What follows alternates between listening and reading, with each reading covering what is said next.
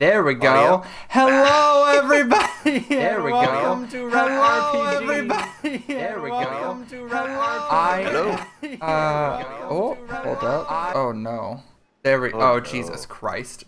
I forgot that I had Twitch open.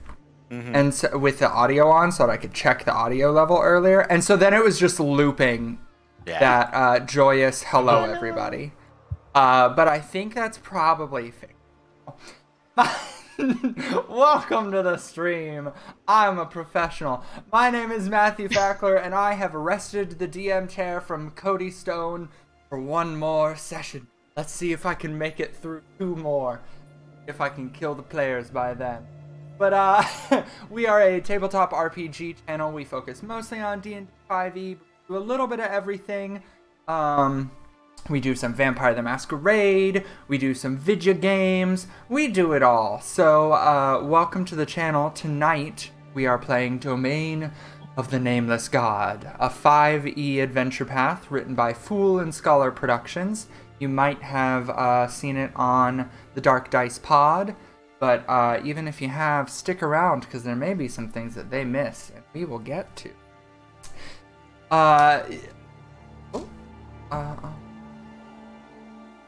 Yeah. Gonna, Oh, good God. Aww.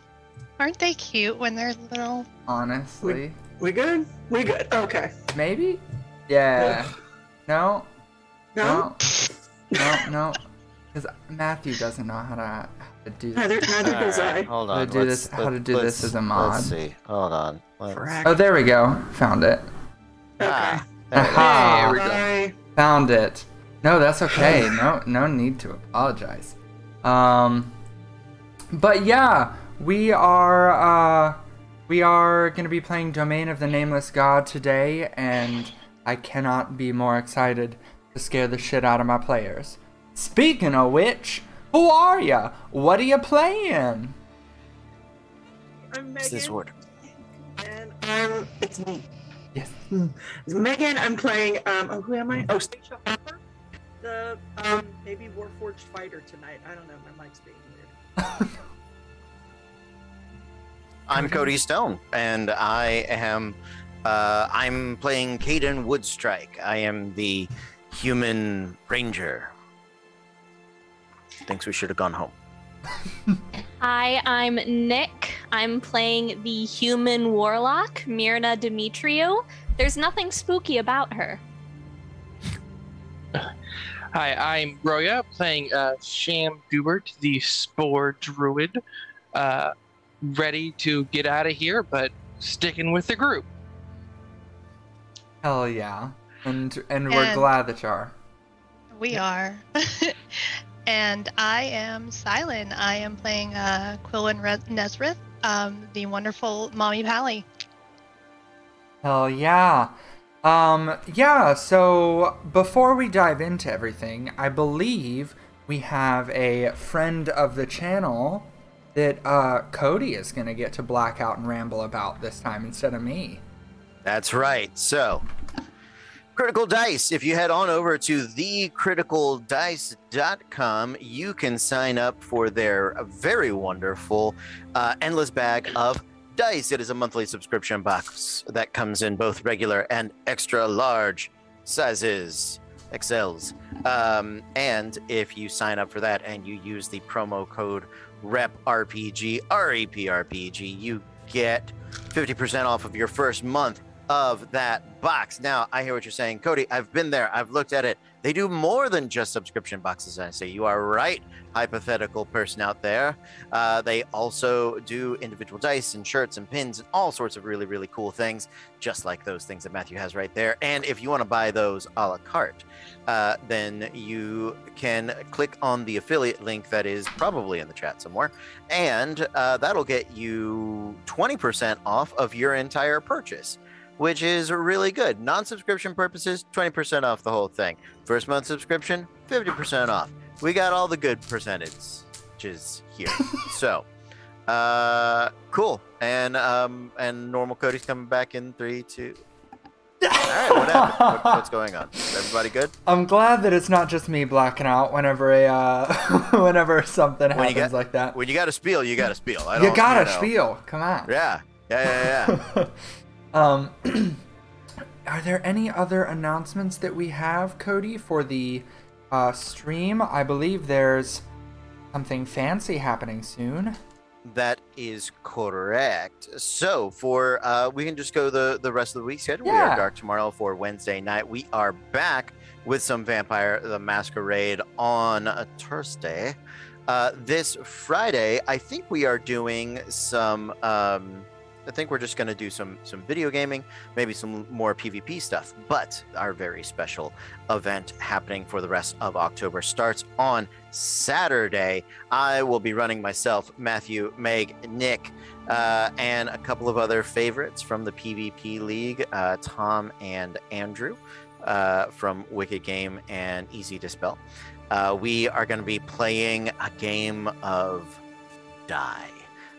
Based on the comic from Karen Gillan. Very, very cool author. Very cool series. 20 issues just wrapped up. They're going to have a Kickstarter coming in November. But we're going to play the beta.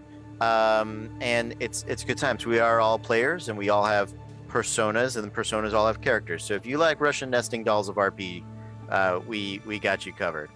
And just because it is La Birthday, right? I believe somebody is having a very special stream on Saturday, if I am not mistaken.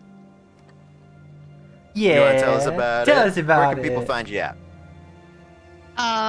Everybody can find me at Silent Fox here on Twitch. The stream is going to be a birthday stream where I'm just going to pop in and out all day long and play spooky games and not spooky games and wholesome games and Jackbox, and just kind of a little bit of everything, probably for the entire day on and off.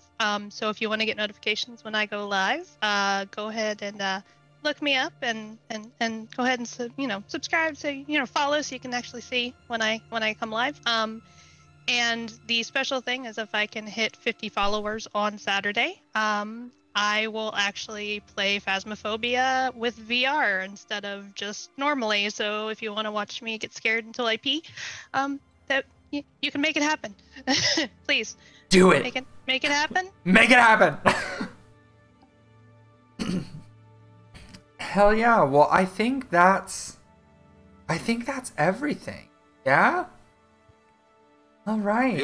Feels good to me. Unless Nick or Roya have anything special. And don't forget, before Vampire, usually Meg has her makeup shows. Yeah. She does her makeup tutorials, which is super great. Yeah. Mm-hmm. Also, if you're in the Orlando, Central Florida area tomorrow at 8:30, I'm hosting 90s themed trivia at Aruga Sports Grill and Bar. So I'm also DJing. It's going to be...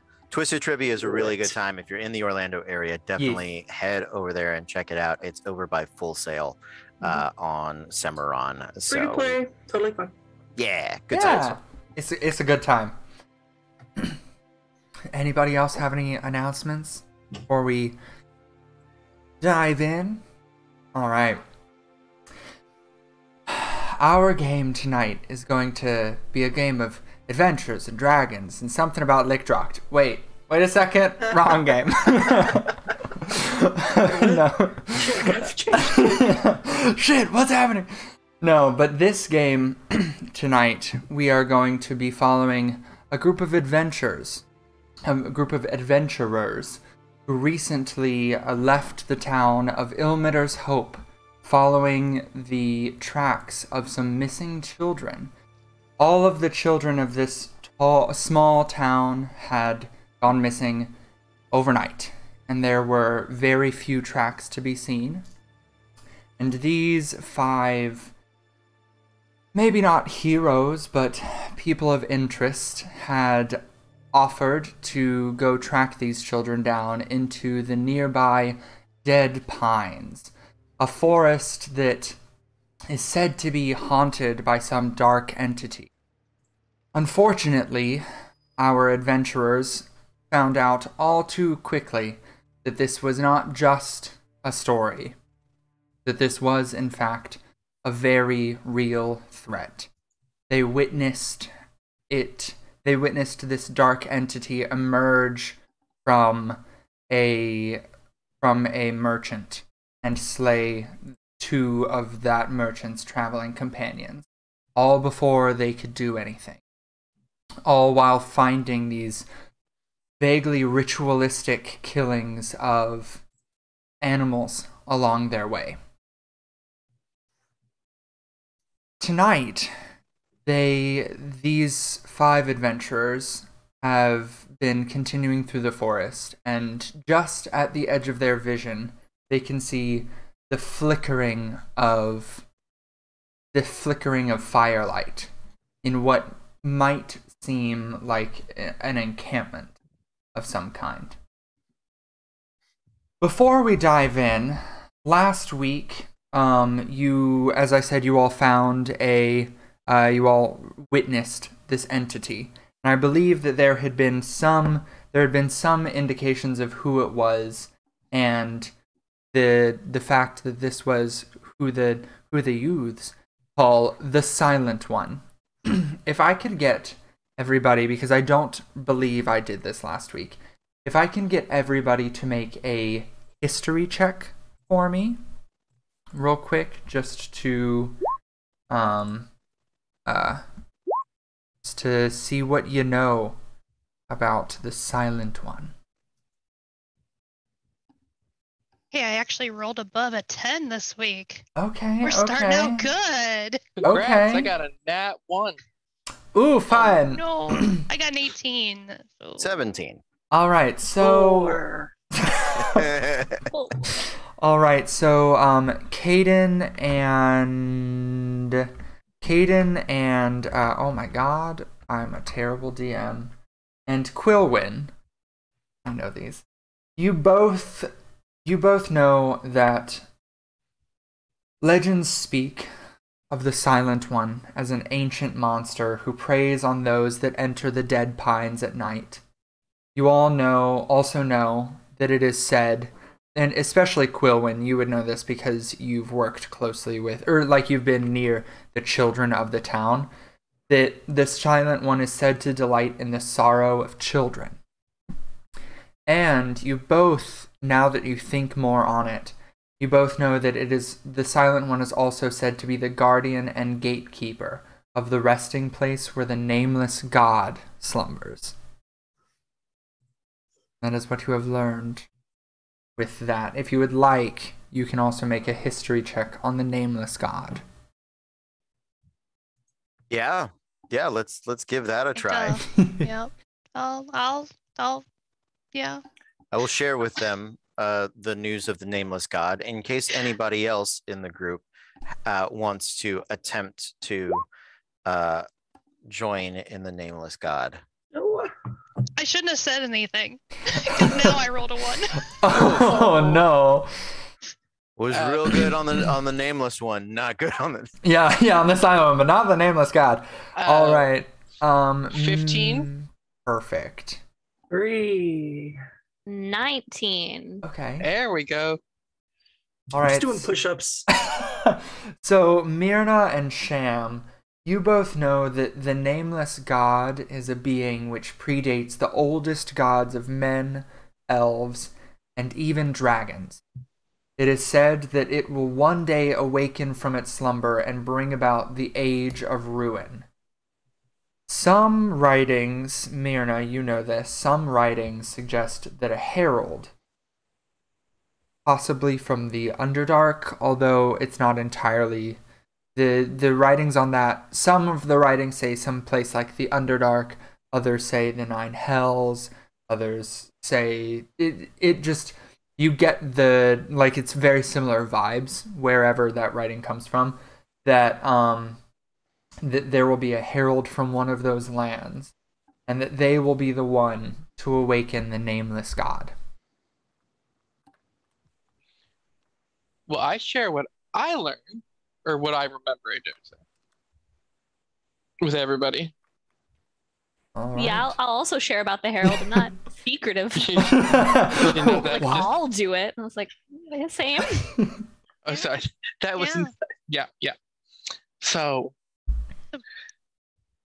mm,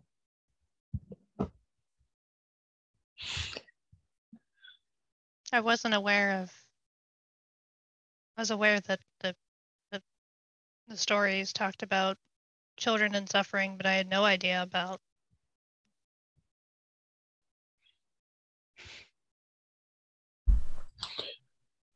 okay. So, Fun times in spooky death woods. yes. So as you all look out into the woods and see the flickering of firelight through the light fog of the misty rain, if you would like, you can all make perception checks to see what you can see out and what you can make out more specifically in the distance.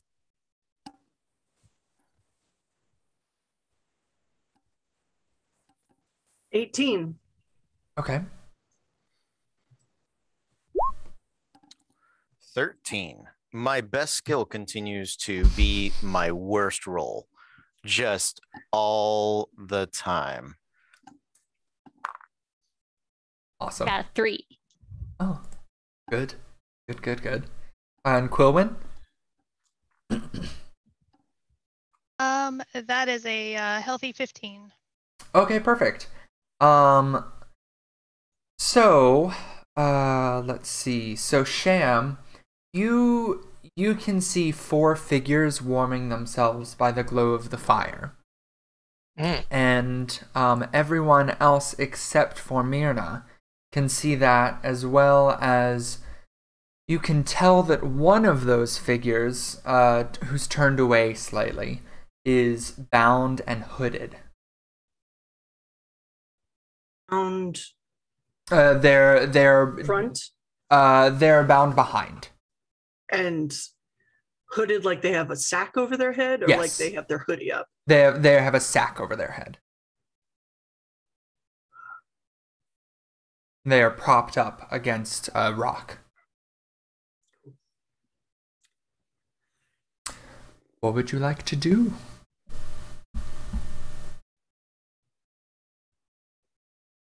She's gonna whisper, "Do we want to try to talk to them?" It didn't go so well the last time. Fair. But I mean, what if they're normal? That's a good point. I think if we just Let's try keep it. if we just keep wandering through the woods, attempting to follow these tracks, I mean, something's clearly outpacing us. And maybe if we're lucky, they've seen something. Exactly. Well, everyone be ready for literally anything, I guess. Yeah. Right before we walk up there, I'm definitely going to cast protection from good and evil on myself. And that'll be concentration up to 10 minutes. So Okay. All right. if You they got do do a heckin' smack on us, then yeah, I'll just have to do a concentration roll. Okay. Perfect.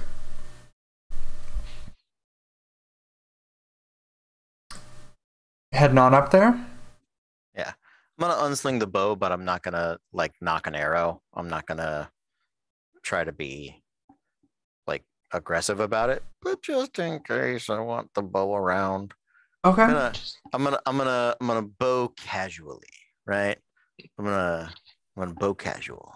I'm gonna Alright. have my shield kind of ready, like not like I'm gonna freaking shield slam you, but I Sure. want to have it like out and carried, so like my big old symbol of like good is on the shield as I walk up to these guys. All right. And what is the just because I have to ask, what's the order that y'all are walking in? 2x2s, 3x2, single file to hide your numbers? We're not the kids. That's fair.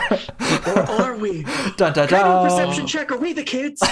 Do Oh it. man, You found you figured out the twist.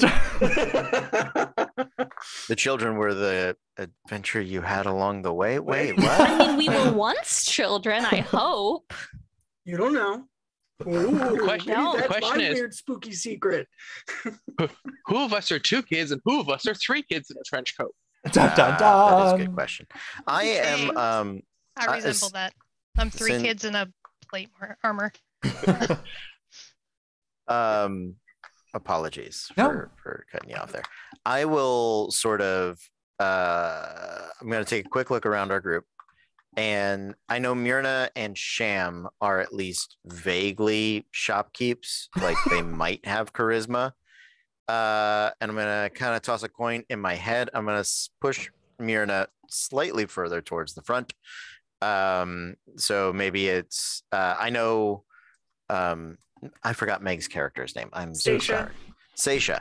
So Seisha, Myrna, and Quinlan up front, and then myself and Roya, Sham, Kaden and Sham behind them. Okay.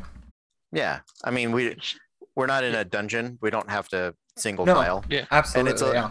So I think it's that, you know, when you walk in a group and like if there's 3 people, there's naturally 2 in front and 1 sort of lags just like a step or 2 behind. Mhm. So you can keep up with the conversation. And then if you do that in 5, it's like 3 and then 2. Like that feels like a normalish way to approach a group Fair. of people. Fair. Yeah. So we're gonna pretend like we are. See, and I just think your theater kit is showing. Yeah, I'm staging it. That's fair. Windows. Have Yeah, I everybody in a overstaged it? window. Oh, I've overproduced it. I'm sorry. I get it. No, look, Makes someone sense. had to push someone somewhere. It's perfectly fine. I understand.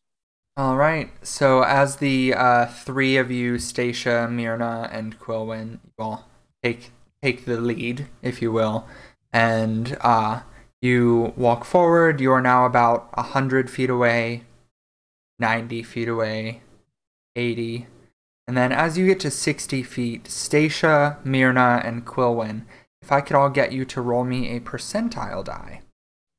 No, Well. just gonna do this. That's by the hand. worst one. I do appreciate that as soon as we introduce the game and comic and term of die, right? It starts to creep its way in, which just makes RPGs so much more menacing. Yes. Why are we saying die all the time? All the time.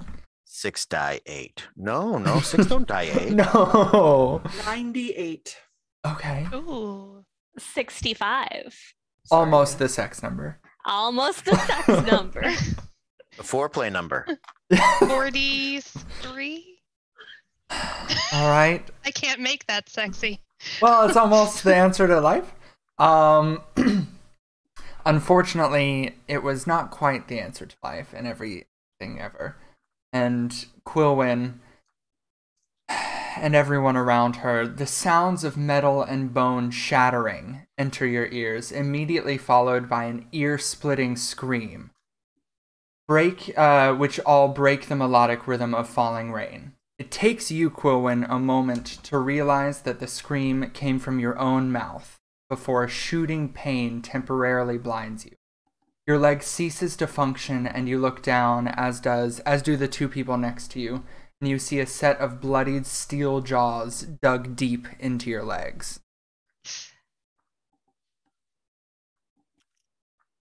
I'm gonna from Your leg. behind jump down and I've worked with hunting traps before. Mhm. I'm gonna work on disarming it, getting her out of it. Perfect. While you do that, Quilwyn, you are going to take 3 piercing damage. And then I also need you to make a sanity saving throw, please. All right. Come on, you guys. Can I make a perception check to see if the figures around the campfire are actual no. cannibal Shia LaBeouf? No. You can, but I will guess you I'm- tell? But can you tell is the question. I mean, Oh no.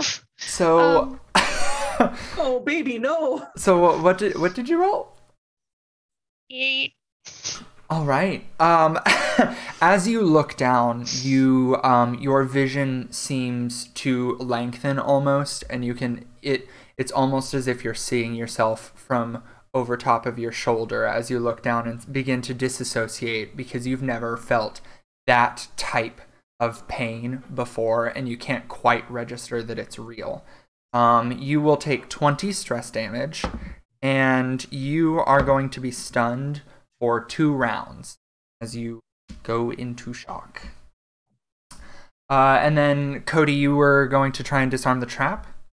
Yes. If I could get you to make a survival check at advantage. Okay. Yeah, absolutely. It doesn't seem like a thieves' tools situation. No, exactly. But I do have I clicked the advantage button. I do have a crowbar. Oh, okay. And I think I actually bought one of the, like, a hunting trap specifically. Oh, okay, perfect. I was like, that's my job. Yeah. Can I assist him with like a... Yeah, I mean, yeah, with the crowbar and with Stasia's help, you're able to unlodge it with no problem. Nice. And I just yeah, fall 23. over. I just fall over after you do that. The moment that happens, Sham will run up, place his get a little bit of moss on his hands, place it around her leg, and do a cure wounds on her. Okay, perfect. Go ahead and roll that up. Yes. Can she walk? Yes. Your speed is going to be reduced until you get healing, which you are about to get, so it should be fine. Okay. So I was gonna carry you. Oh. I was gonna say, like, would I still be stunned though? You From will. the Yeah, stress you will damage? still be stunned. Okay. Yeah, just for a couple of rounds, but it's 12 seconds, so no biggie there. And then as Myrna, as you glance towards the bandit camp, you do see that all of the figures have turned towards you. The one that was bound is still bound and hooded, but does seem to be wiggling a little bit. And the other 3 are standing and staring at you all. And one of them is reaching for a weapon. Sorry, didn't mean to scare you. We're from Ilmeter? And Roya, I think Sham. Yeah. Go ahead. Not that you need it, but take 13 points of Oh healing. my god! Jesus Christ! Try hard. Your arthritis is gone too. Where did that go? Absolutely. I feel great. And then Myrna, you see them as you speak to them. The 2 of them around the campfire they fully pull out a crossbow and begin to take aim at you all. No, sorry, none of that. I would like you all to roll initiative, please.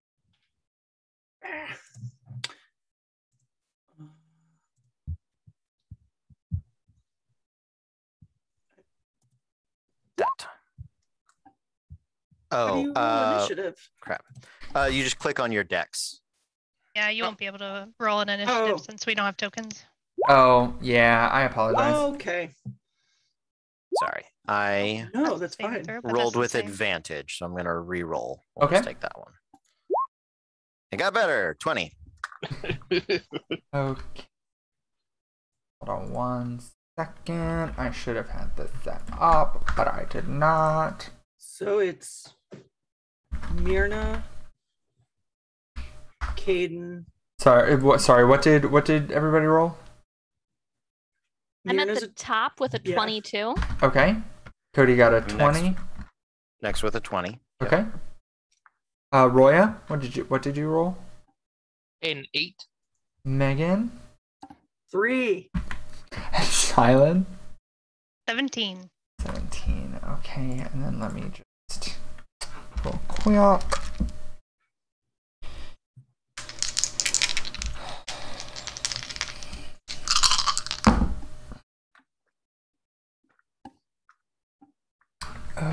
Okay. Oh God, I promise I was prepared.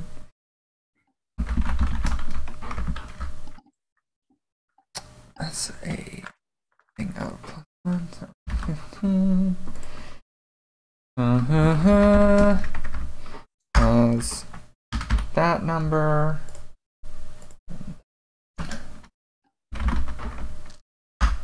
As that number. And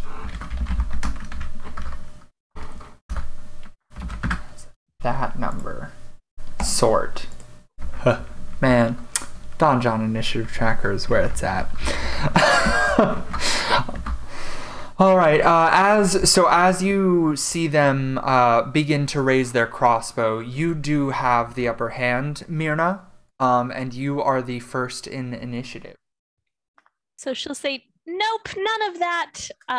But a bolt of that black energy shoots out of her hand.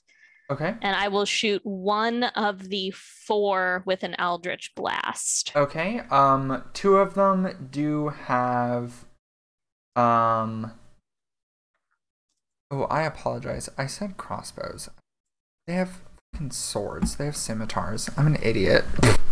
I just assumed they had I just assumed they had crossbows.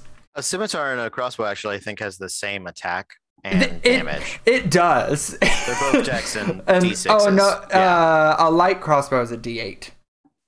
It'd just be a hand range. crossbow is a D6. Yeah, exactly. It'd just be a range thing. So they take their scimitars and they load it into their crossbow. Exactly. It's metal. Do it. Regardless, I will Eldritch Blast one of the ones with a weapon. Okay. All right. Perfect. Go ahead and give me that roll. A 25 to hit. That hits. For 10 damage. That'll do it. Fuck. Okay. As you swirl your hands together and mumble under your breath, and this dark inky black bolt of energy shoots out, it slams into the man's heart, and he falls to his knees and then falls to his side a little bit.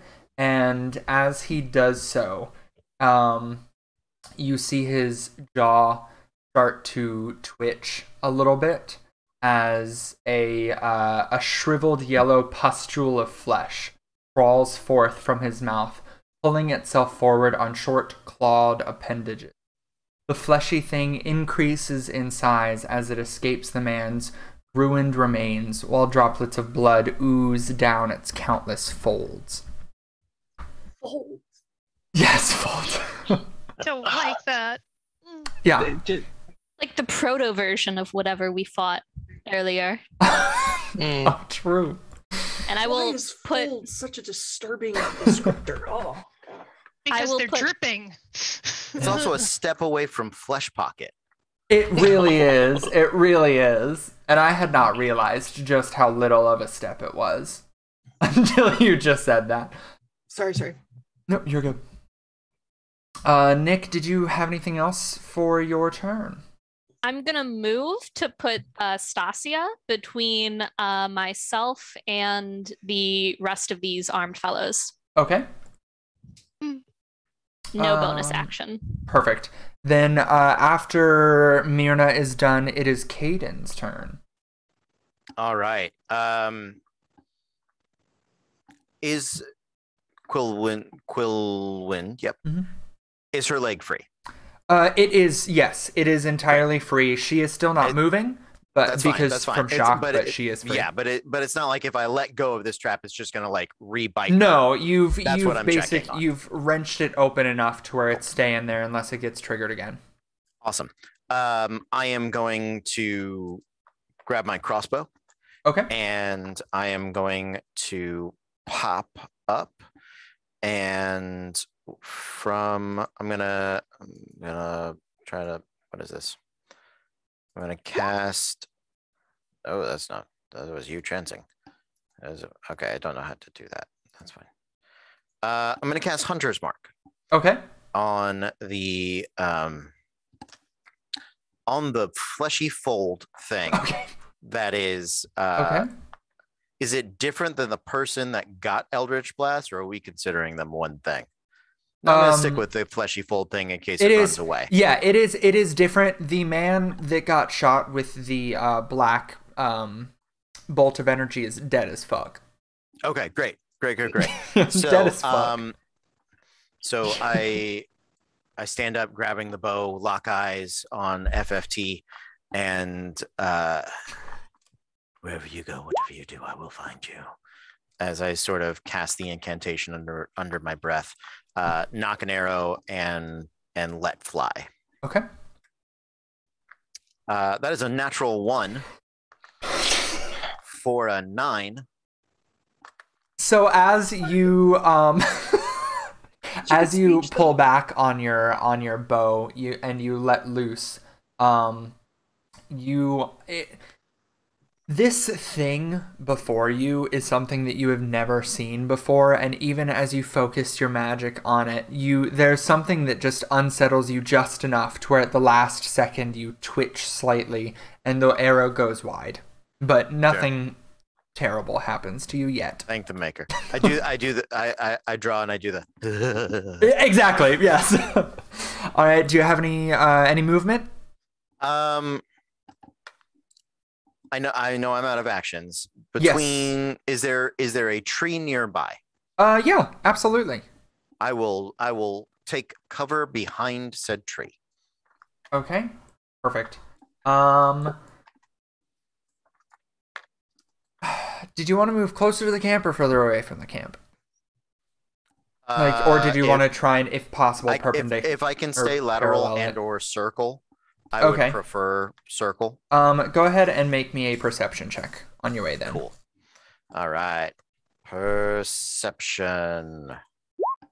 Okay, perfect. Oh, no. Okay, it's not a natural 1. Thank the maker. No.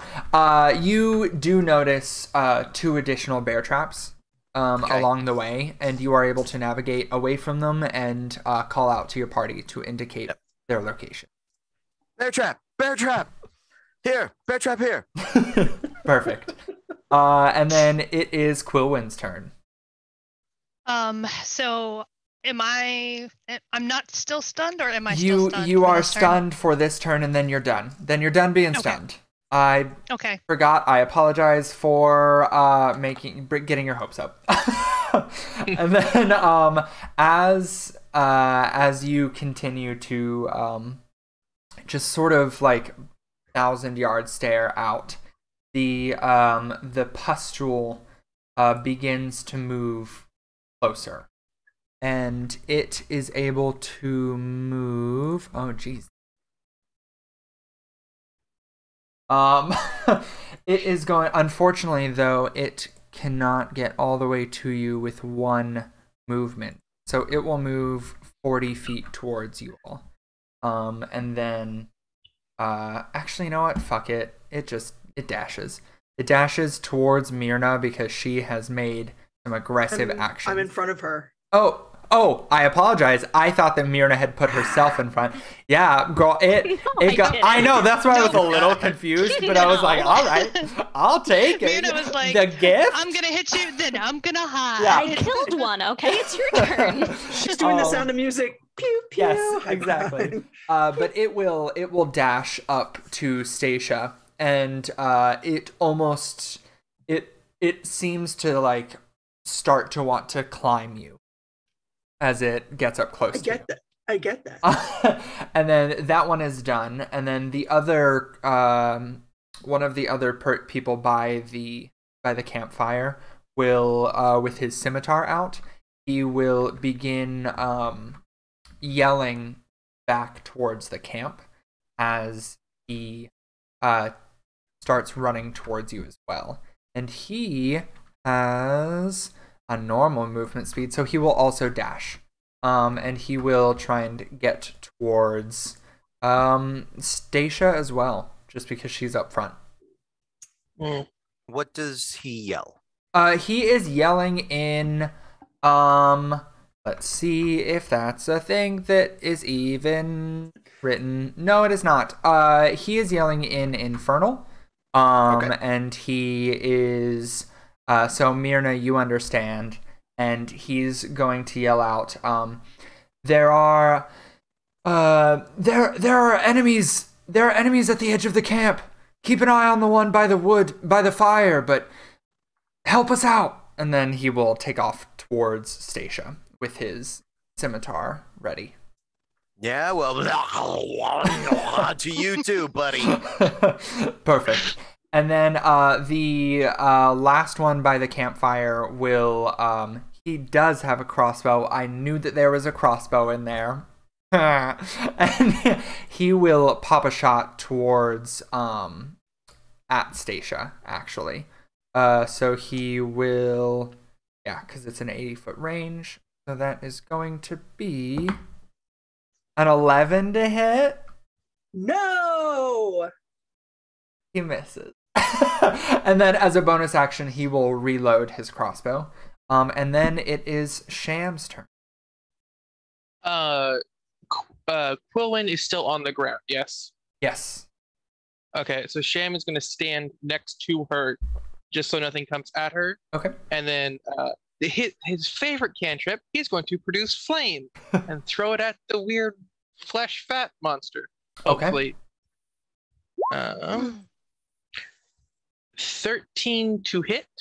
Okay. As you conjure up this flame using druidic, you are able to lob it at this pustule, and you do make contact as the flame, as you hear some of the ooze that was on it sizzle away, and there's a bit of an acrid smell that Stacia can smell, especially with it being so close. How much damage do you do? 2 fire damage. Cool. Let me just double check something really quick. Okay. Yeah. No, you're good. Okay. It takes it, but you know, it's mostly the ooze, the ooze that's on the outside that you smell as it shrieks a little bit. And then, do you have any bonus action or movement that you would like to do? Nope. I'm standing right here, making sure nothing happened to Quill. All right. And then, let's see. From the trees off to the side, you are, yeah. From the trees next to the campfire, you all hear the leaves rustle a bit as a bolt comes flying out towards Sham, because he just launched a fire, and that is going to be a dirty 20 to hit, unfortunately. Yep, that'll do it. As this bolt comes whizzing through the air, it's gonna slam into your shoulder for a whopping 7 damage. For 7 damage. As you reel back from the pain and can feel the burning sensation from the bolt that has pierced your flesh. And then bringing up the rear, Stacia. You got a pustule and a man. Which one's which? So she's gonna, please don't set it on fire anymore. And the bear trap's been reset? Yes. Okay. She would like to grab the pustule. Okay. And try to slam it in the bear trap. Yes. Okay, so I will. What I will give you is although Matthew does now that I'm thinking about it, I'm like, how big is a bear trap, right? Like if as it closes, can I grapple and then fall? Use my movement to fall. I'll take damage too. You can if you would like instead, because the person is right next. Yeah, because the person is right next to you as well. You can put him into the bear trap. and it may stun him like it did Quillwyn, since he seems like a more minded person. If you would like to get that added benefit. If not, you can absolutely try and grapple the pustule, and both of you can take damage. Then let me put the bandit in the trap. Okay. And Okay, yeah, absolutely. Then go ahead and you roll an athletics check, and he does a contested athletics or acrobatics. Matthew thinks. That is what I would do. Okay, So yeah, I'm like, 16? I just can never remember how a fucking grapple works. Who does grapples? Fighters is the only fucking thing we can do. Yeah, that's fair. Let's see. Yep, you beat him with a 12, so you're able to wrap your arms around him and pull and yank him to the side, and as he loses his footing a bit. Yeah, exactly. And as his feet leave the ground a little bit, he instinctively slams his foot down to get his footing, and his foot slams right into that bear trap, and he is going to take 3 damage as well. That is that guy. Oh, not that. That set his health to 3. That was incorrect. So he's going to take 3 damage and make a sanity saving throw as a scream rips through the air. And that was the wrong die. That's a natural 20, so he is unfortunately not stunned, but he is trapped by a bear trap. So, if nothing else, there's that. Anything else that you would like to do? So would that have been an action or an attack? Because it did do damage. That would be an action, I would say, just because it is an attack action, but it doesn't do any damage as a grapple. Then I would like to action surge. Absolutely. And both of the short swords come out. Okay. And just start swiping at the fitted sheep. That's what I'm calling the pustule. Oh, I was like, the fitted sheet. What the fuck is that one? Okay, gotcha. So many folds. Yeah, absolutely. Go for it. Make your attack rolls, BB. Does a 9 hit? It does not. That's funny. Well, one more. Please, Jesus. 23 hit. Absolutely. Go ahead and roll up your damage as you 6. Perfect. You swing with your first short sword, and just as you begin to swing down, the smell hits you again. And yeah, exactly. But your second strike finds true as you hear an unearthly squeal come from this pustule beneath you. And then Nick, you're up. All right. Is the pustule is still wiggling around? Still standing. On her? Yep. Gross. She'll take she will take a couple steps back from Stasia, because I'm sorry, you smell gross. Fair. That's fair. And I don't want to shoot. Oh, I want it gone, but I don't want to shoot at it. So she'll just put a hand up and whisper, why don't you just die? Oh. And I need the pustule to make a will save. Okay. Against my Toll the Dead. Oh, okay, gotcha. Okay, and Stacia, a wisdom. Yeah, I got you. Stacia, I did mean to inform you that even as you hit it, it did seem to resist your attack a little bit more than you are used to. Unless, is your weapon somehow magical, and did you cheat the system even though I said no magic items? No, I just have this really weird cloak. Yeah. So unless it's the cloak of make your swords magic. No, you should have a Handout. Yeah, you have a handout. Oh, excuse me. I know, yes. So the pustule got a 16. That makes it. So on a pass, I believe it just doesn't work. I believe so, yeah. All right, well, I tried. All right, any bonus actions? No, I don't. Real quick, Matthew. Yes. Is the pustule within 10 feet of me? Sure. Okay. Then I would like to burn my reaction Okay. to use my Halo of Spores ability Okay. and deal it 1d4 necrotic damage. Okay. Is there a required trigger on that or anything? Or is it just whenever you want? I use my reaction. It's when it enters that space or starts its turn in that space, I can do that. Oh, okay.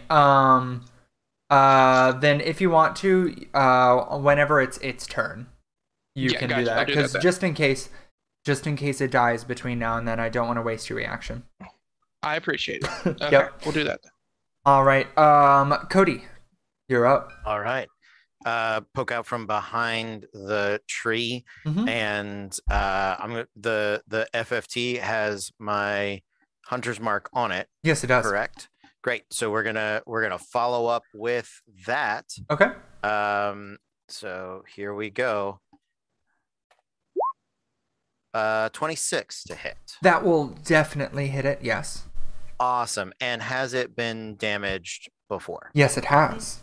Great. So that is going to be 2d8 plus 1d6.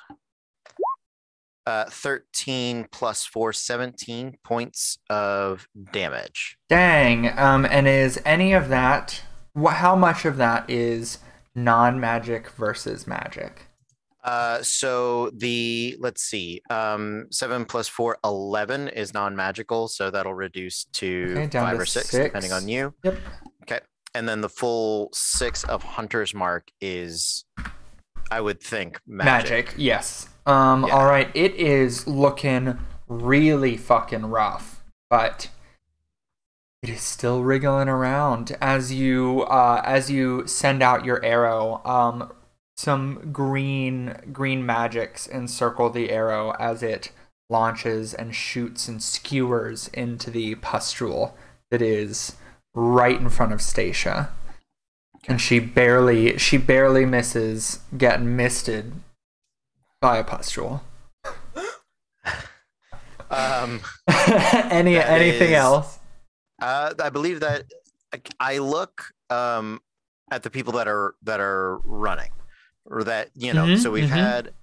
Who is still left in the camp is what I'm trying to say. So there is, that there's someone up in a tree somewhere. You're not sure of their exact location, but a bolt did shoot out of the trees at Sham. Right. And then there is one person with a crossbow still by the campfire. And there is the dude that is bound up by the campfire as well. And then other than that, there's the one dude in the bear trap and the pustule. Awesome. Can I use my bonus action to make a perception check in search, or a survival check search for the guy that is in the tree? Absolutely. Give me a perception check. All right. Perception check. 15. Yeah, you're able to spot him, and you're able to point out his location to the others. He is obscured, so never mind. I didn't give him disadvantage, so I won't give you guys disadvantage on attacks to hit him. But you are able to point out his location at least. Yeah. Sniper up in the tree, ghillie suit, 4 degrees up, 6 degrees left. Like I'm sure they have no idea what I'm saying, but I'm at least attempting to communicate. Perfect. All right. That's it. Quilwyn, you're up. You kind of shake your head a bit and come to realizing that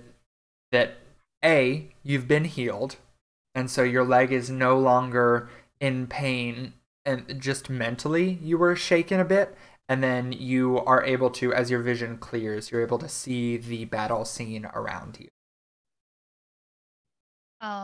I would. So the person next to the fire is still about 60 feet away. Yes. Okay.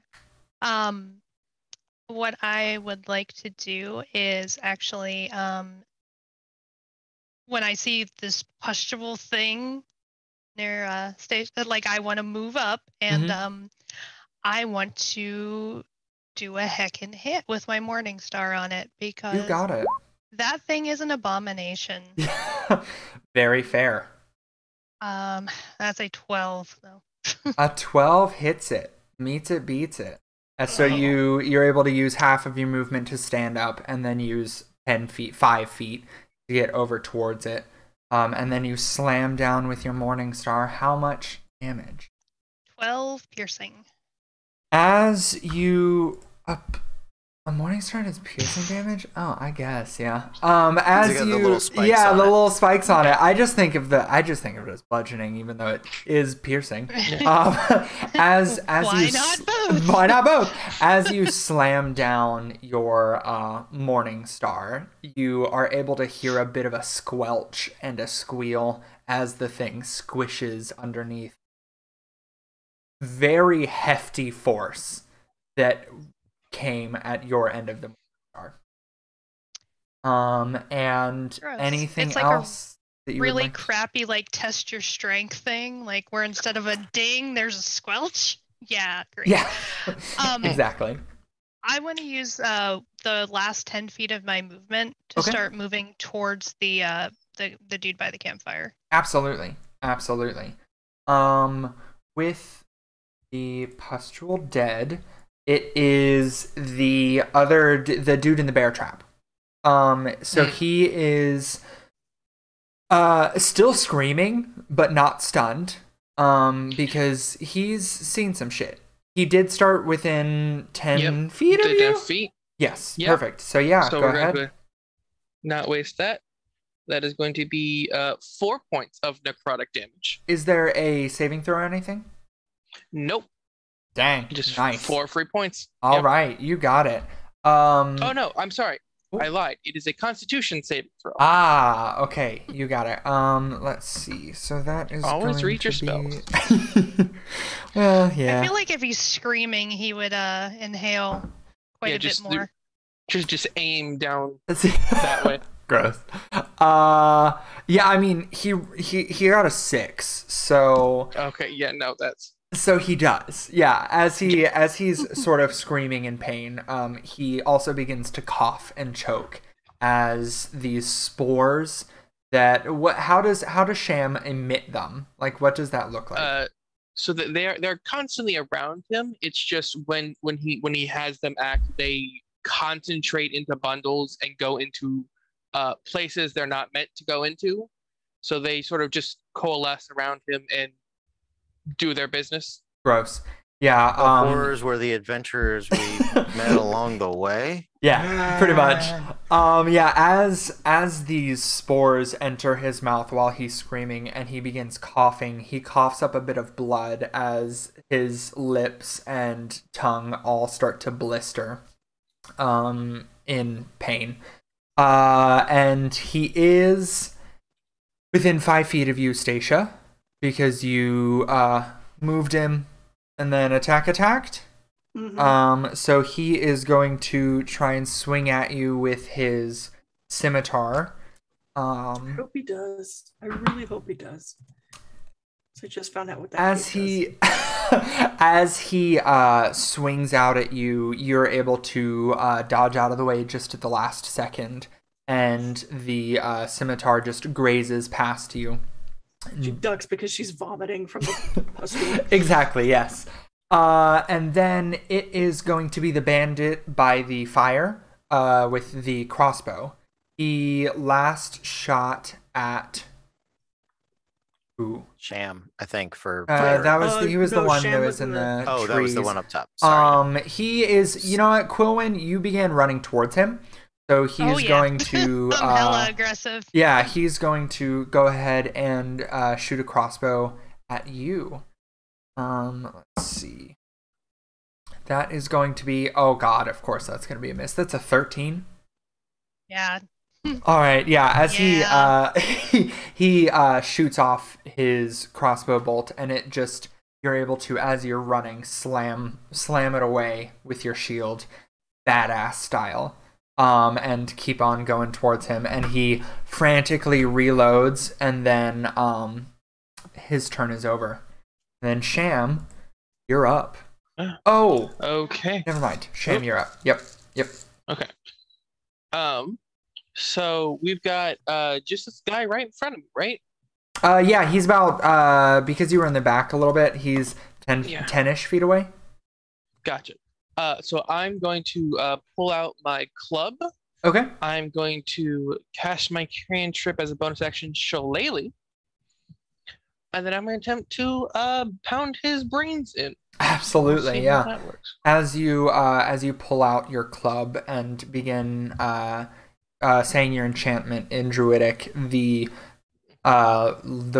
some vines begin to grow around it and harden into almost a steel-like stiffness as you slam down towards this bandit.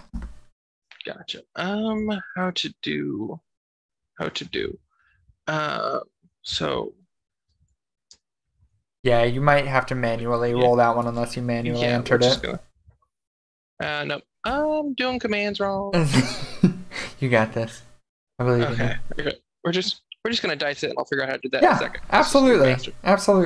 Okay, that is going to be a 14 to hit. That will hit him. Yes. Wonderful. And now that is now a D8, I believe. Shaylee. I believe so. If it's Yes. one-handed, yeah. Yep. Plus your wisdom, I think. Plus my. Instead of your strength. So, yeah. For the duration, comes my spell attack. So. Okay. Yes. So Attack plus and your damage wisdom. rolls. Yep. Okay. Yeah. Yeah. So that is going to be 8 damage. That is All magic. right.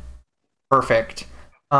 You slam into him, and his head jerks to the side, and some more of that blood from the blisters around his lips and his tongue, they pop as well, and so there's a spray of blood, and a tooth flies out as you slam into him.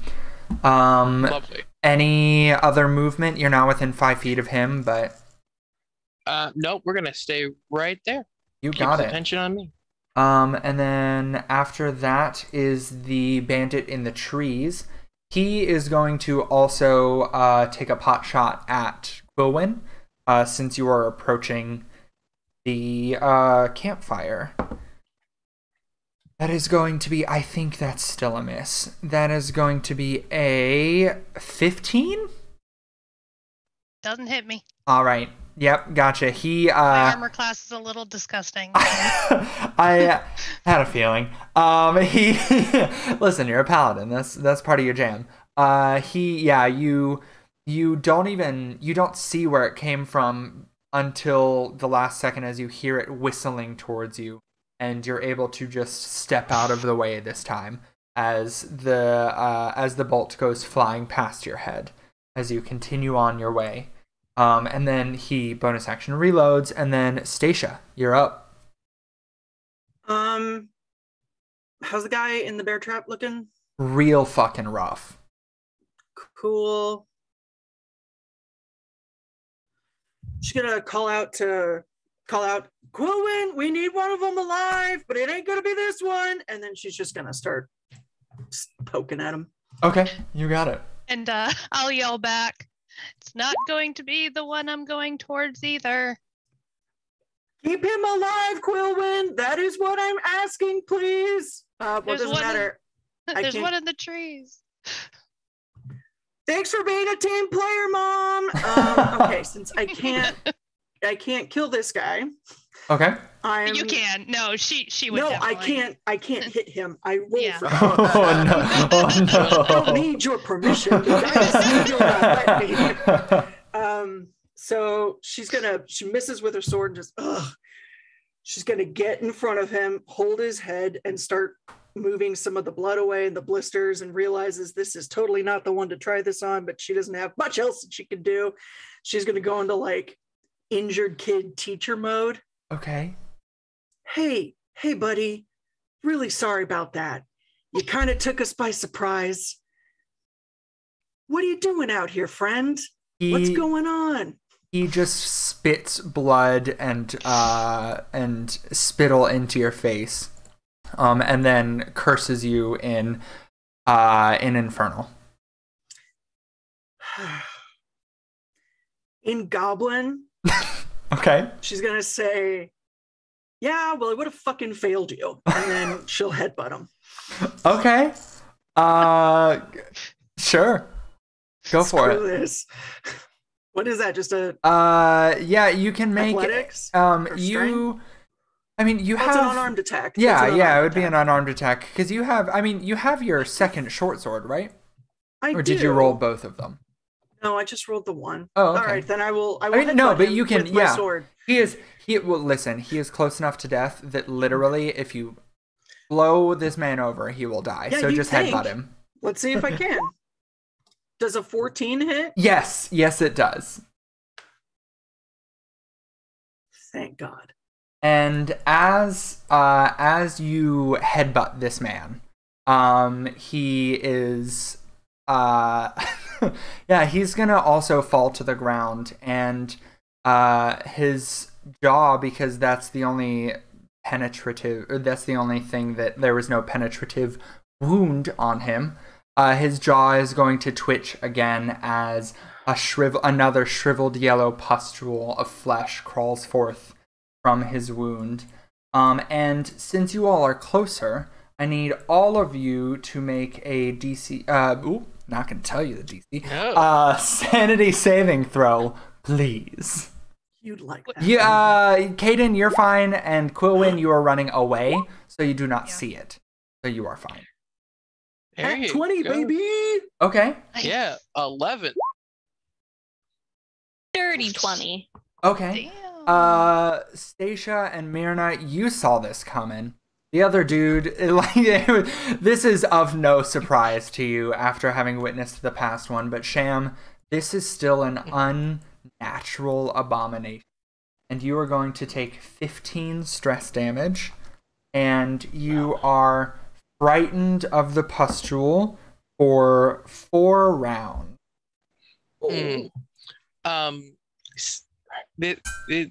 Since it entered into my 10-foot range, can I attempt to necrotic it as it does so? So I have my reaction again. Yes. Why not? Is there a limited amount of time or a limited amount of uses you have of that a day? Nope, it is every reaction. Oh, dang. That is strong. All right, yeah, fuck yeah, do it. Constitution saving throw. Okay. See if this pustule is very hardy.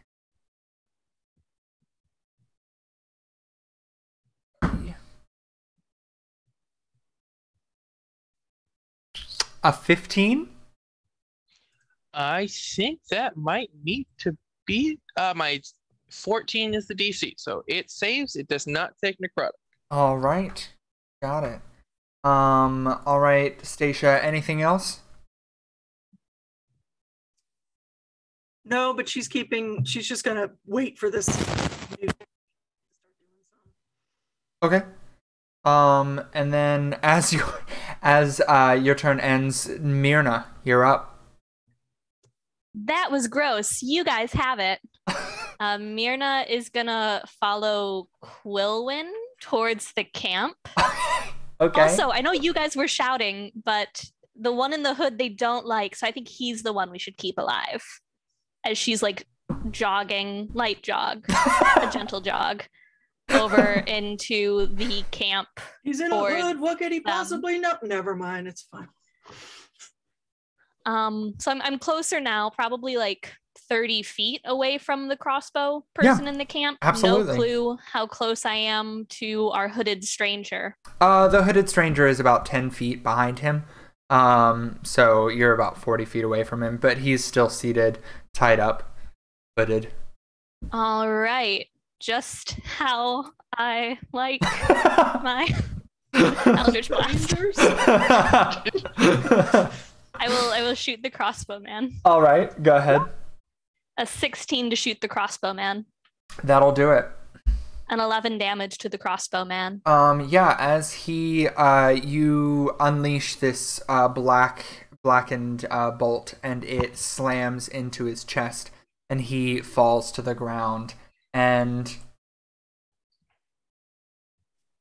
similar to before, but this time out of the ear of this fallen bandit crawls. First it's these little claws, and then this yellowish ooze, and then it grows in size outside of this host, and it rears its little claws at you. And I need both you and Quilwyn to make a sanity saving throw, please.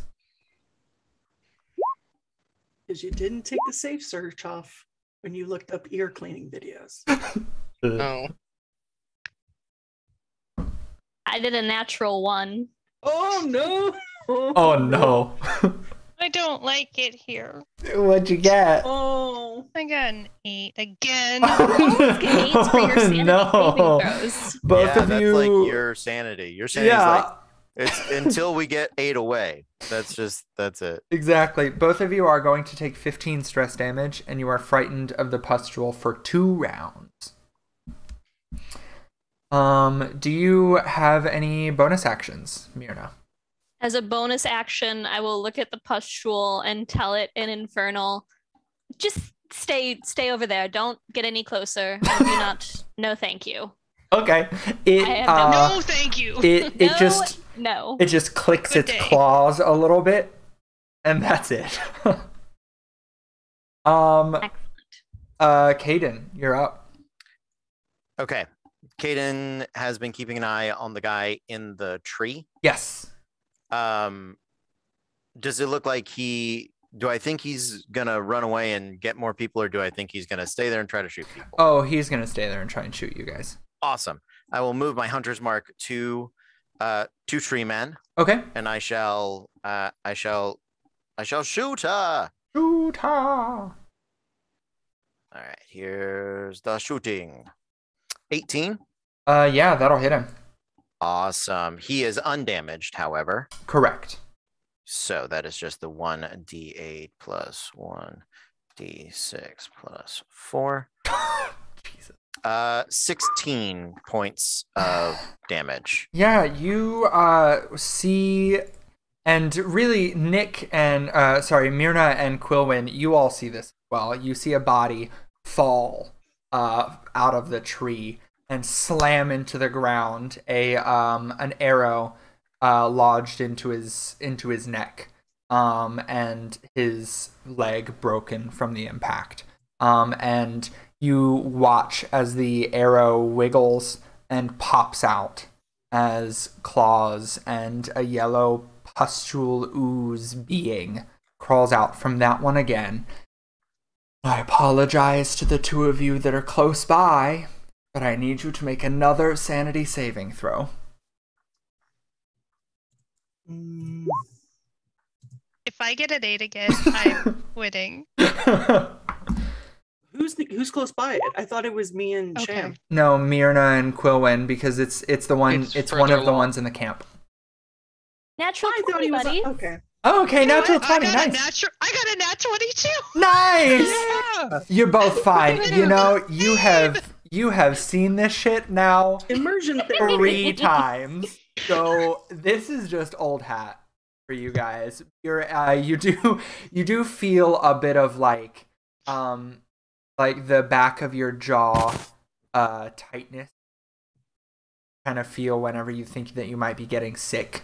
That green at the gills feeling as you watch this thing not only crawl out of a wound, but push the arrow out of that wound before crawling out as well. And then Caden, any other actions or movement?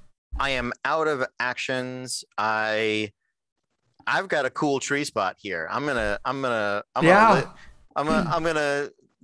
duck back behind the tree, not take my half cover or whatever, Sure. keep my eyes on stuff, give my tree buddy a little pet. Like, yeah, you and me, dude. The tree pets you back. Nice. Nice.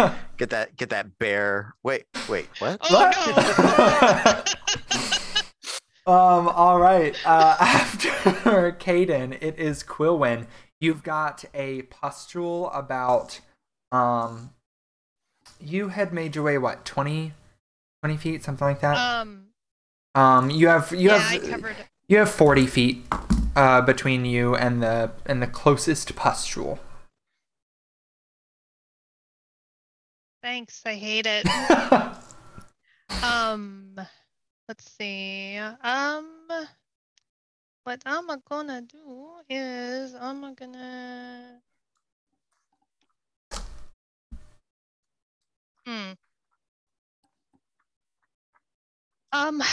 I am probably just going to get in. I want to make sure the pustule on the ground is not going towards the hooded figure. Okay.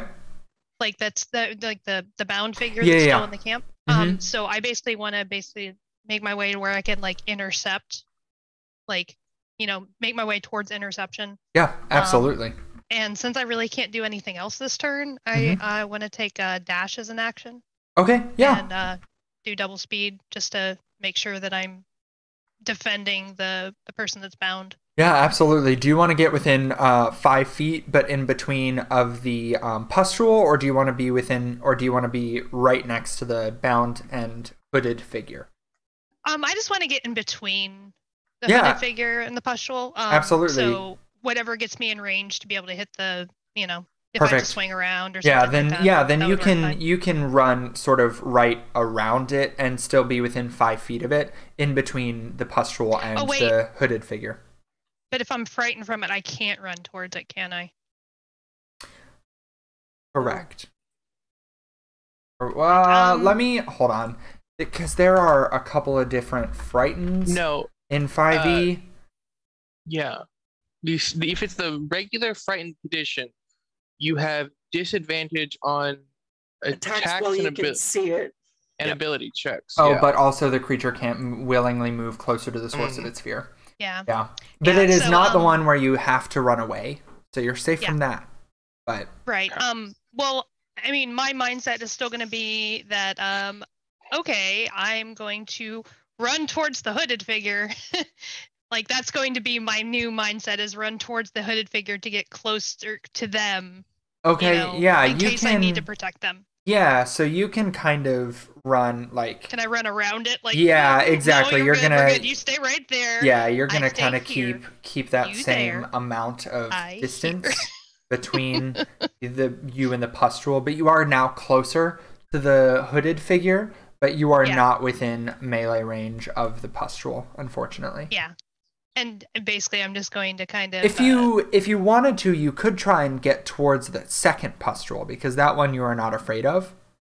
The second pustule towards the side of the camp where the tree bandit fell from, if you would like to.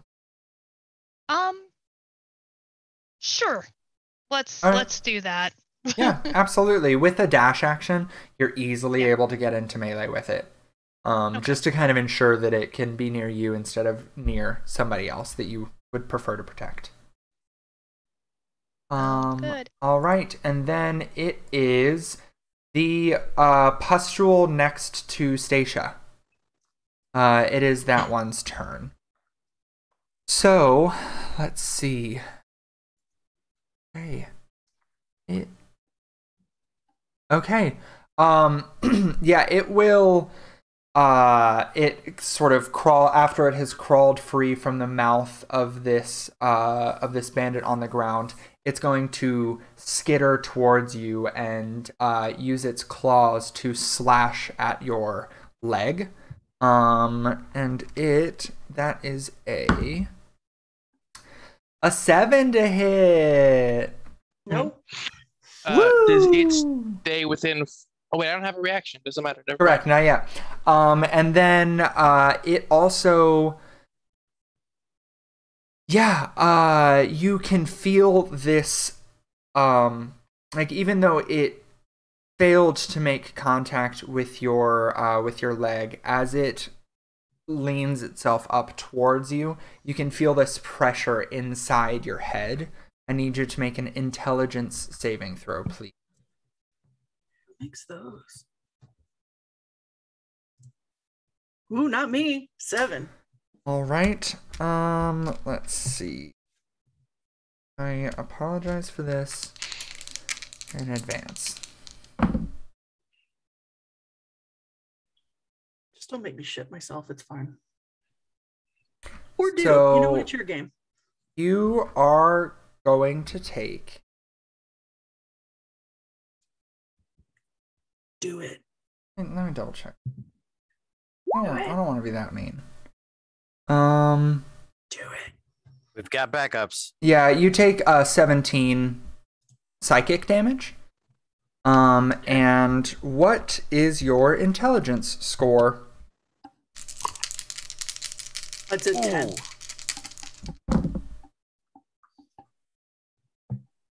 Am I feeble-minded? No, so it's a 0 modifier. It's a 10. Yeah. Yeah. What is it now? Wait, hold on. Hold on. Do I it. have to double check that because I might have typed. I might have typed that in wrong. Your glasses are stupid and your scrapbooking skills are garbage. Come for me. It chitters. It chitters and clicks. Real talk, I thought he was going to say 17 intelligence damage. And I was like, oh, she's out then. Yeah. Oh yeah, okay, bye. The night is still young. We still have the bound man to talk to. He hasn't said Bowen anything. doesn't like that, I bet he he's has the a hood quiet on. one. What has he seen? but he can hear. Okay, 5 Penny? sorry, dude. I'm just saying, y'all. Feel the man. stress in the Zoom call. Like every other Zoom call. Okay.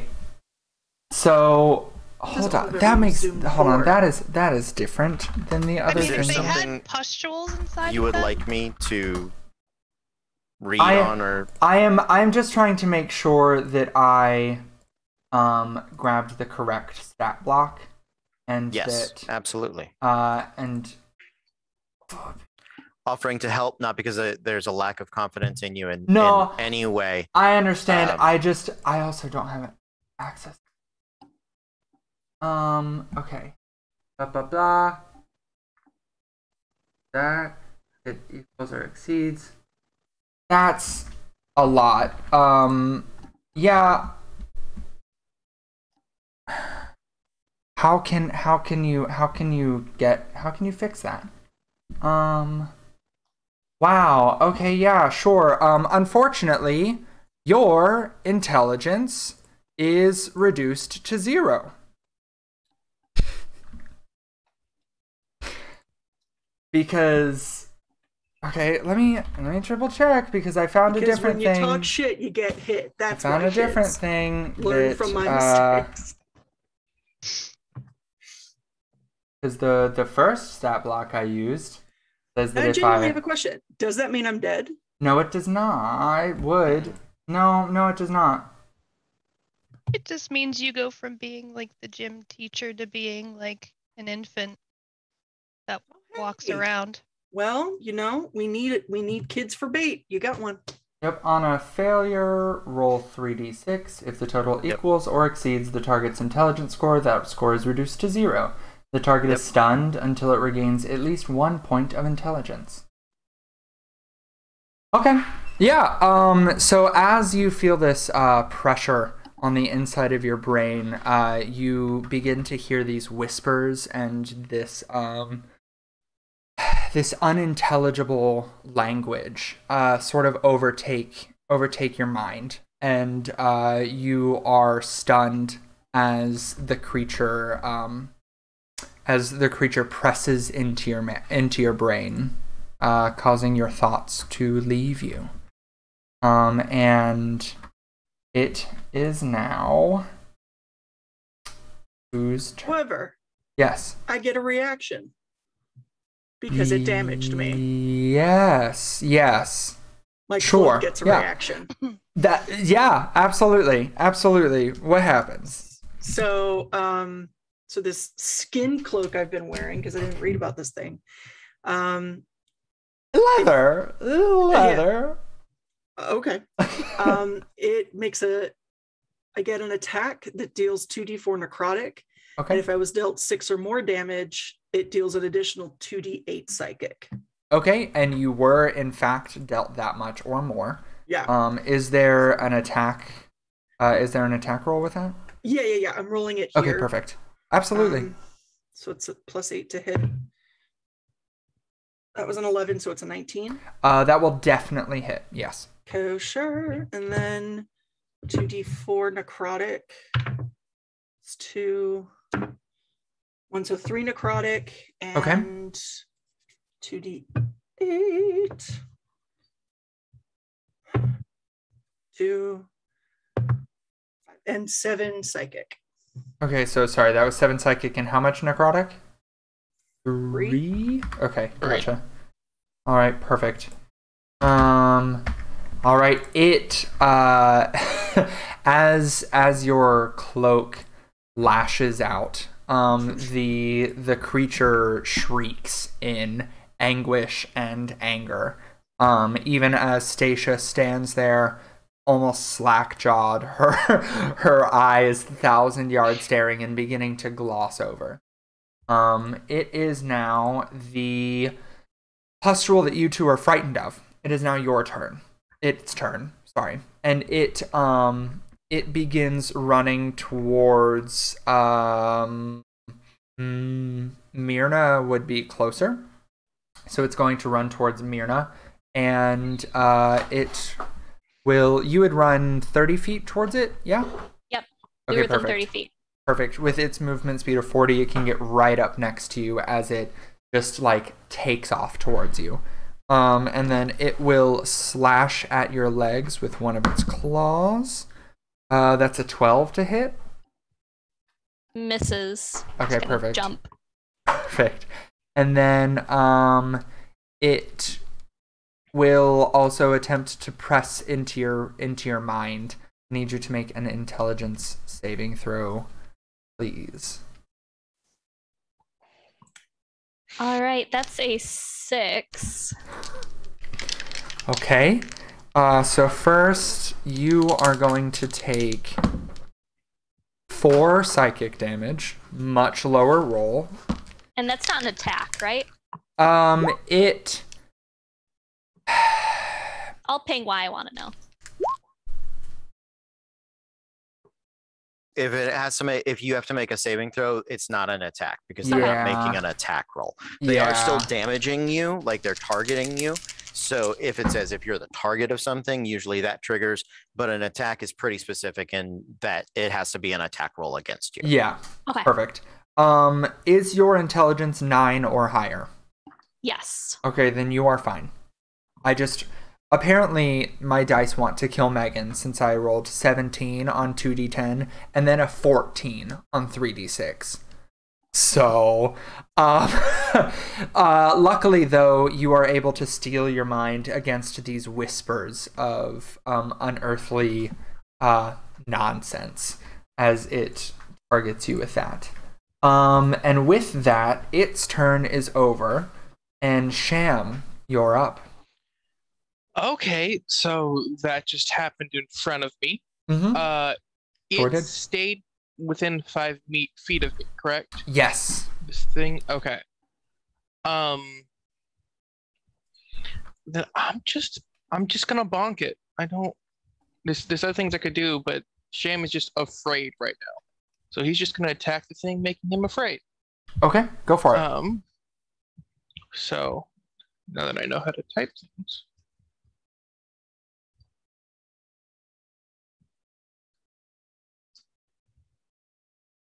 Apparently I don't know how to type things. Oh wait, I know. There we go.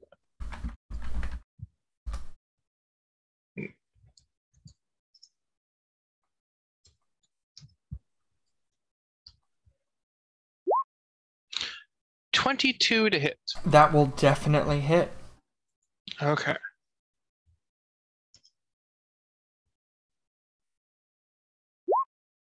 $13 damage.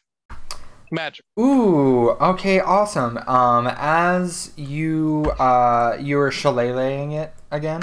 Yes. Perfect. Yeah, as your staff, or your club, which is now wrapped in these iron-like tendrils of leaves and vines, as you slam down, it also squelches and bursts as you are able to kill this pustule. Do you have any bonus actions, movement? Now that the thing I'm afraid of is dead, I am going to move toward Stacia and just look in her eyes just to see if anything is behind them. Absolutely not. Not a thought behind those eyes. She is bimbo at its finest. Okay, Sham will then use another 5 feet to get around her and just sort of stand guard against another person who is just completely out of it for right now. Fair enough.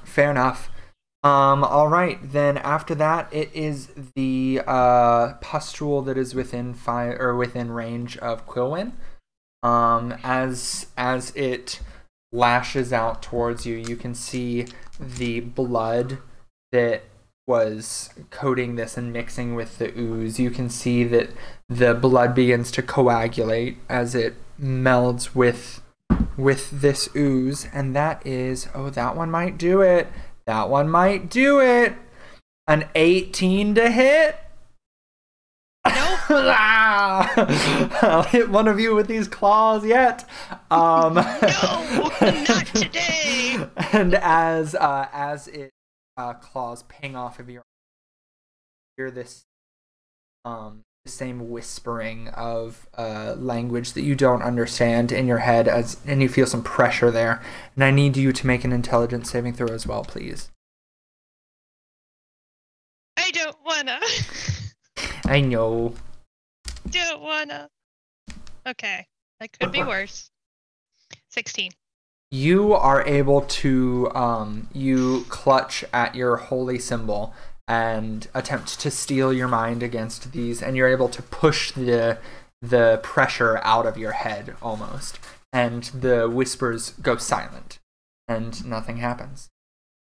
I have a -2 to intelligence checks too, so A -2. yeah. Jesus so Christ. I actually rolled an 18. So Thank God. All right. Stacia. A dumb paladin would be a bad thing. Yeah. Stacia, you are stunned, unfortunately. So now it's Myrna's turn. Is the pustule on me, or is it? It is not on you, no. It is just right next to you. I will take a 5-foot step back. Okay. This thing is frightening. Yes. And so I'm gonna mutter a couple dwarven words. Okay. As tendrils of just that dark energy erupt from me. Okay. And slice into it. Okay. How is the pustule on strength saving throws? Not great. As you take a step back, it will lash out with one of its claws. That one will probably hit a 21 to hit. Yes. Okay. Luckily its claws are not the brain of the operation, if you will. 7 damage. 7 slashing damage. And then a strength saving throw as these tendrils of dark energy erupt. That is going to be a 6. That is a fail. Okay. So that is 3d6. Sorry, 2d6. I don't know why it's rolling for 3. Is it upcasting automatically because Warlock? Oh, that's probably it. Yep. It is. All right. 3d6, that is 10 necrotic damage. Ooh, all right. Yeah, it did not like that. As those tendrils lash into it, you can see one of its claws get get basically disintegrated off in the fray. Any bonus action? Can I complete my movement? Absolutely. Yes, you can. Okay, I forget how 5e handles that. Yep. Cool. I'm gonna bolt away from it back. Okay. The rest of your 30 feet back towards the rest of the party? The Stacia party? Yeah, Stacia, Quill, or Stacia, Sham, and Caden's tree. Okay. You got it. Yeah, you're able to book it out of there. Okay. And then Caden, you're up. There are 2 pustules, one of them by itself, and then one of them with Quillwyn. Which one's closer to Stacia? The one by Myrna. The one that Myrna just left, which is also looking worse. I will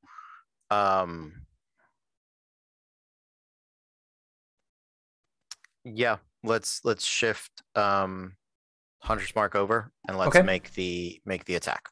Absolutely, go for it.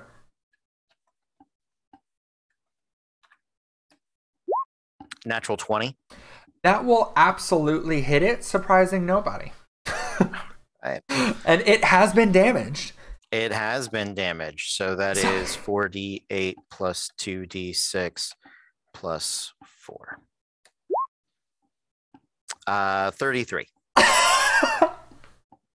As you launch this arrow that is wrapped with this green and red energy, it skewers this pustule to the ground, and with such force that the back of the arrow is still shaking behind it as this thing is pinned to the ground. Exactly, yeah. Do you have any movement? I'm gonna move towards Stacia. Okay. All right, yeah, you are absolutely able to get up next to her if you would like, and kind of stand between her. Which side of her do you want to be on? Do you want to be towards the woods that you guys came from, or towards the camp? I will be on the camp side. I think the camp is more dangerous than the woods at the moment. So okay, perfect. Let's see. All right. So after that, it is Quillwyn. You're up.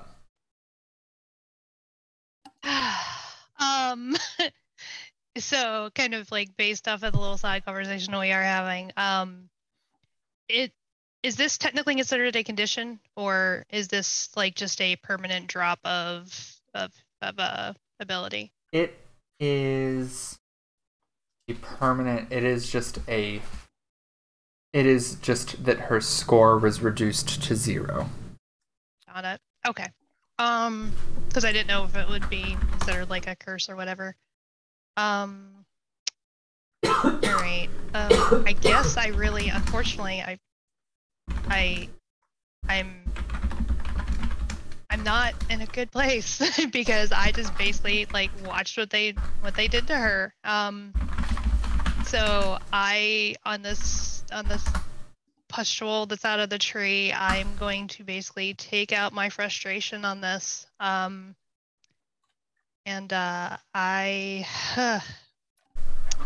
going to try to hit with Morningstar. Okay.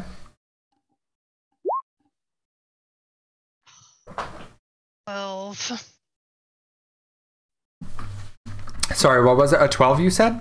Yeah. Perfect. That will hit. All right. And because I'm big pissed off at this thing, I want to smite it. Okay, go for it. Probably a little bit of overkill, but go for it. 6 piercing from the plain weapon attacked. Okay. And I'm going to expend just 1 first level spell slot to do an additional 2d8.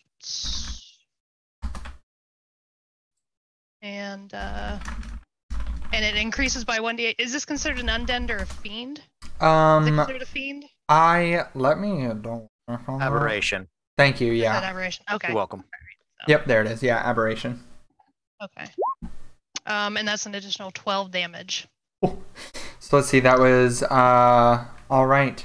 It is looking really rough, but it is not quite dead. As you slam down with your Morning Star, light erupting from it as it slams into the creature. You hear a sizzle as the coagulated blood and ooze both what's that word? They mist away. That's not it, but whatever. They mist away as you, as the light erupts from your Morning Star. But it is not quite dead. And do you have anything else that you would like to do? Any movement? Any bonus action? No, I'm going to murder this thing until it's dead. Fair enough. I don't blame you. And it is going to, it's going to attack you right back. Let's see. It will. Ooh, that's absolutely a fucking miss. 11 to hit. And then I need you to make another intelligence saving throw as you feel the pressure in your head and these whispers begin to come back.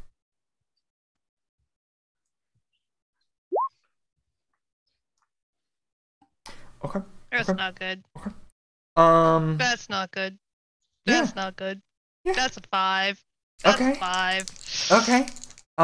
So you are going to take 18 psychic damage. And then any reactions? Nope. Okay. Nope. There's nothing I can do. All right. No. All of my stuff is to protect other people, not to protect myself. Okay. Luckily, I rolled incredibly low on those 3d6, and I rolled 6. Does that meet your beat your intelligence? Not meet it, but beat it. Does that beat? It meets it. Okay. My intelligence is only a 6. It does not exceed your intelligence, however. No, it does not. It meets it. No, I'm actually I'm a terrible person. It meets it, and with this creature, it's a meets it or beats it, and you are stunned as your intelligence is lowered. Your intelligence to 0. is 6? How I'm do not you walk? smart. I'm real sweet. We let her bake? And We yet, are the wisdom's monsters and- in the woods. We are My wisdom's an irresponsible. 11. I know I can't kill you with what I make. No, sweetie, you shouldn't be around fire. that's okay. Her cookies are just water and flour with some chocolate chips in them. But yeah, as I you can raise a kid. Yeah, Okay. as you, I'm wise. I'm not wise, but I'm wise as enough to not you murder somebody. as these whispers and this pressure pushes into your head, the whispers get louder and louder in this speech that you can't quite seem to comprehend, and your vision seems to blur and then glosses over as your jaw just sort of drops a little bit, and you are stunned. I just kind of drop, like, you basically say, like, Quill, and just drop both her shield and her Morning Star. And then Sham, it's your turn. Okay, so things are not going great for my friends. So we're gonna do something fun.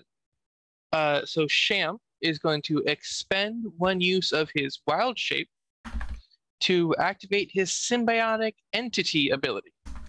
Okay. He is going to gain 16 temporary hit points. Okay.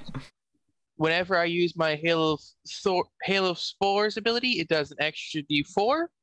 Okay. And I add 1d6 necrotic to every hit I make. Okay. And he, how far away is this last thing? It from me? is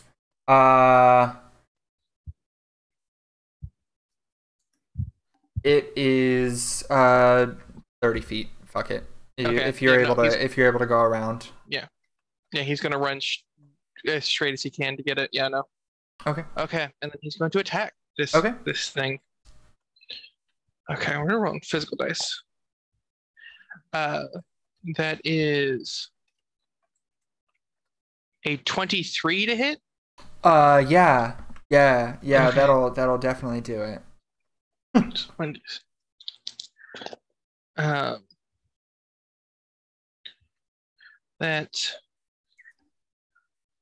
That is 9 points of magical bludgeoning damage and 4 points of necrotic damage. Okay, absolutely. Yeah, as you slam down on this pustule, not only does it squelch as all of the others have, but it also seems to sizzle as bits of it disintegrate from the necrosis that creeps into the pustule as it falls and dies.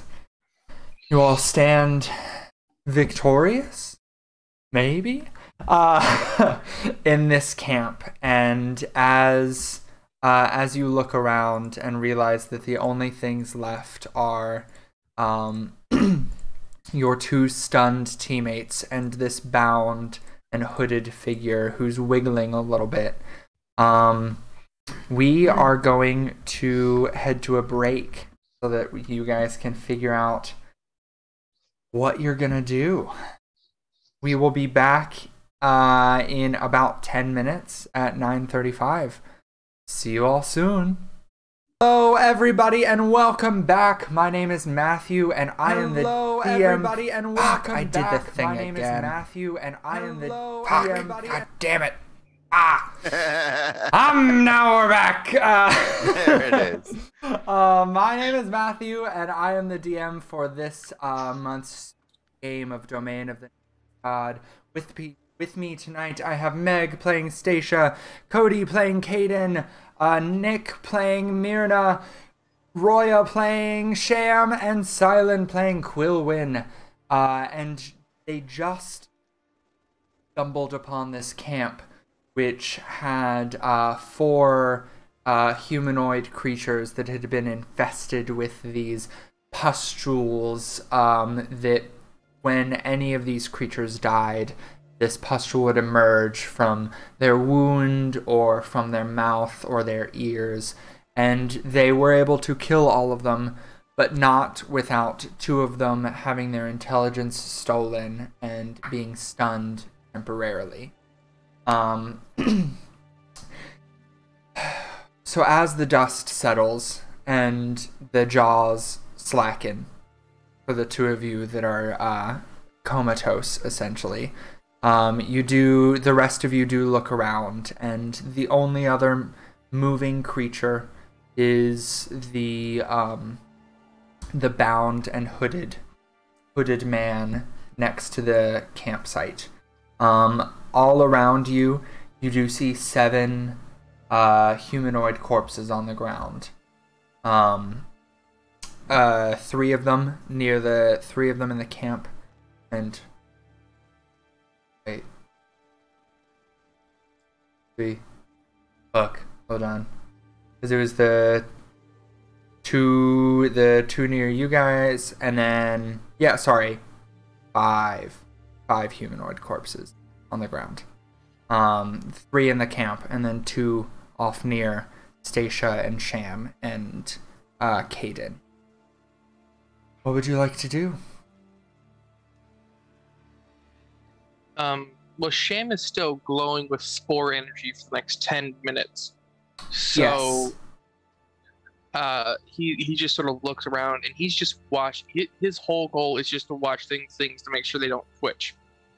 So Absolutely. If you guys want to do things, he is not going to stop. He's just watching the bodies. All right. I'm gonna take a moment and recover half my arrows. Okay. Since I shot 4 of them, I will take 2 back. Absolutely, go for it. Yeah. As you wander about the camp, gathering your arrows back, you do smell this oppressive stench of decay that has returned to the camp now that everything is settled. Continue. Sorry for interrupting. Sorry. No, you're good. Myrna's gonna go check on Quilwyn. because she was alone when she went down. Okay. Yeah, as you go over, you see that she is slack-jawed, and her Morning Star and shield are on the ground by her sides, but otherwise unresponsive.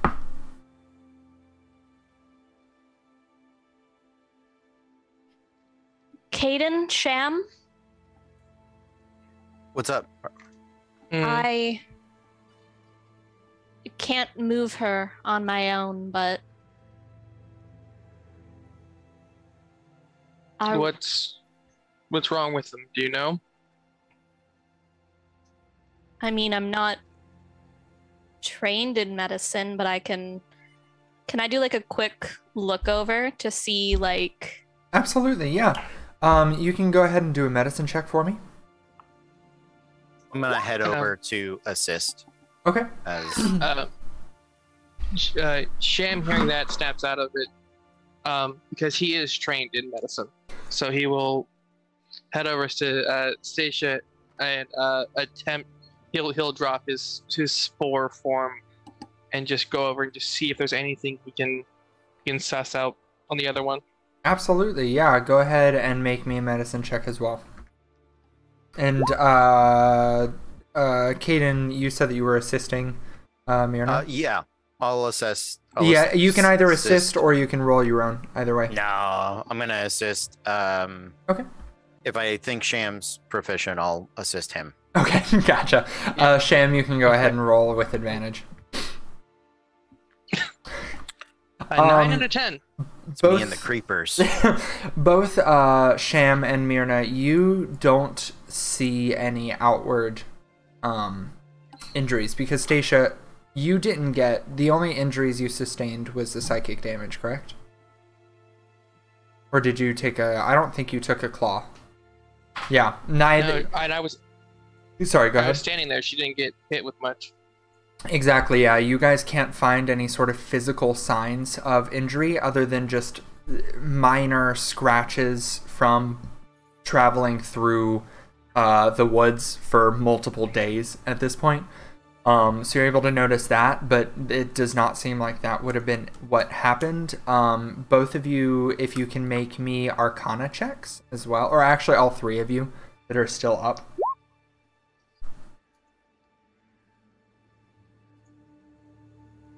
Okay, perfect. Sham and Myrna, you guys have, and Caden, you guys have heard of creatures. You've heard of creatures like this that can attack people mentally. You aren't sure of the specifics for any of it, but you do know that creatures like this, especially having seen them come out of somebody, you can tell that the whatever damage was done to them was all up here, of some kind. You're not sure of the exact details, but they are still breathing. And if you like move your finger back and forth, there is minor recognition of something happening in front of them, but they are otherwise catatonic. Okay. Can they be led by the hand toward the fire? Sure. Yeah. Okay. And so Sham. I mean, you'll have to like kind of pull them, but Yeah. they are able to with some like force be led that way. I'll help Okay. move them to a. Although it smells in this camp, let's take a minute, see if maybe we'll get them some water. I'll get the water skins out and kind of sippy sip Yeah. for people, and administer what I would suppose passes as like minor home remedy. Yeah. Like, oh yeah, you hung over, have some water. Like, sit. Yeah. Yeah, Exactly. Sham will pull out his herbalism kit and mix up some herbs or something that he think might help. For sure. Absolutely. Where are you guys sitting them? I'm gonna put them on the opposite side of the fire Yeah. from the bound guy. so that the fire is between them. Okay. Just because I don't know and I don't trust him. Yeah, absolutely. As you guys do get closer and there aren't the sounds of battle happening all around you, you are able to hear a very, very muffled coming from the bag. So he is not completely catatonic either. I think he's the best source of information we have. I agree. Let's try to tend to our friends first, though. Here, you there, in the hood. Can you hear me? Mumble once for yes, twice for no. Got it? There we go. We've got some friends that are hurt. Can you help them? Good. Are you, did you know these people with the slug things in their head? Good.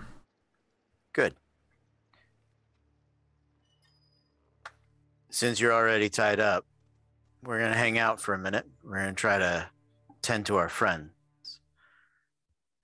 And then we'll tend to you.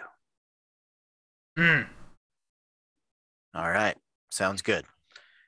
Do you want me to lay you down or something? Are you comfortable? Are you comfortable? Good enough. All right.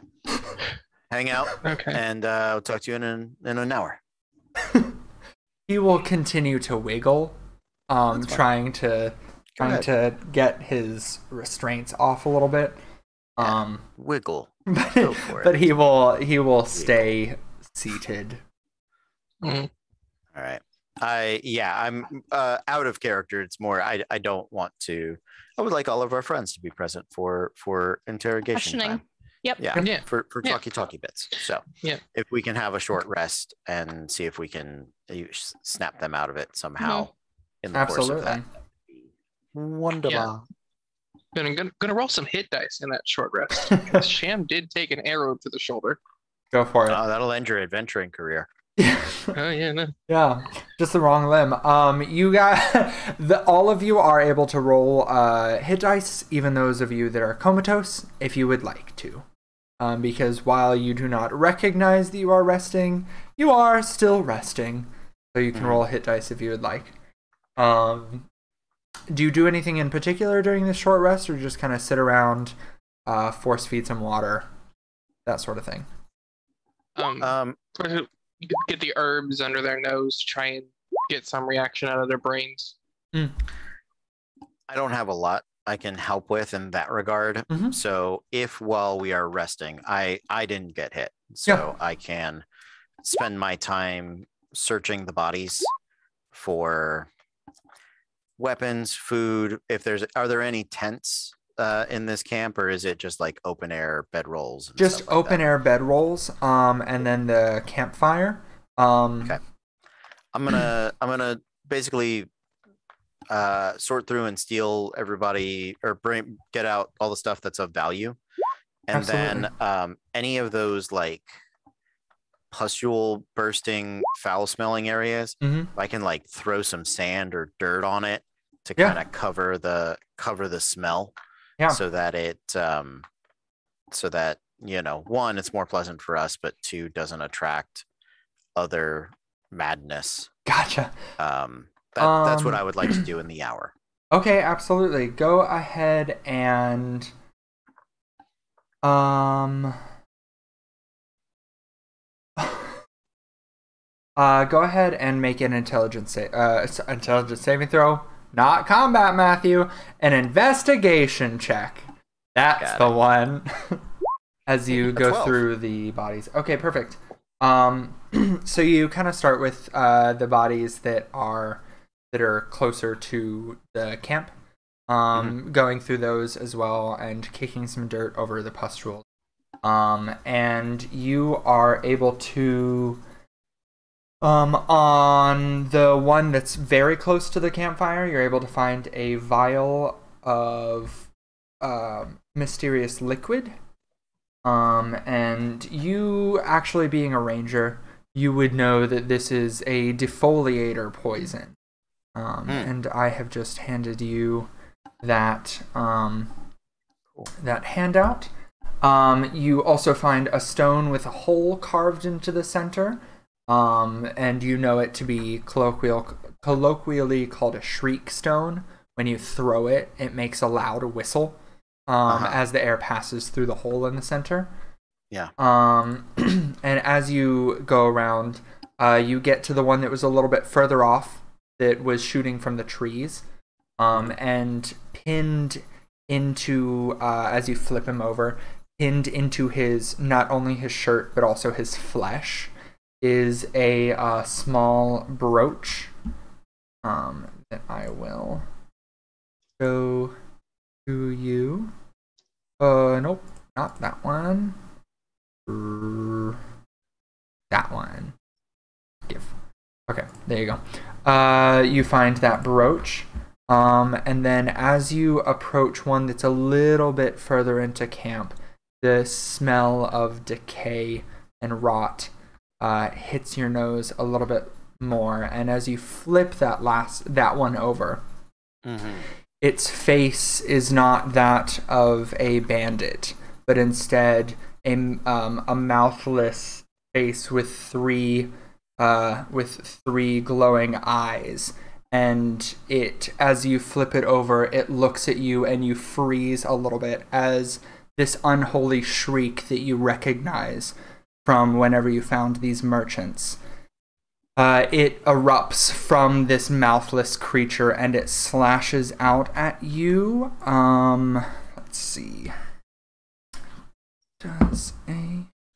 Ooh, that's a natural 3. So that will not hit, but it does slash out at you. And I need you to also... Ooh, why did I just close that? I need you to make I think it's a wisdom saving throw. Yes, a wisdom saving throw, please. All right. 9. Yeah, as you stare into its 3 eye sockets, now instead of being hollowed out as you had seen them at first, now it has 3 mismatch eyes that you seem to recognize from the 3 merchants from earlier. And you freeze in place as it slashes out at you and screeches, and then takes off into the woods further down past where you guys had been heading. And in a second, you're able to shake it off a little bit, and your hands are trembling as you go to return to the rest of the party. You did also find 15 gold, 2 silver, and 27 copper from the other bodies.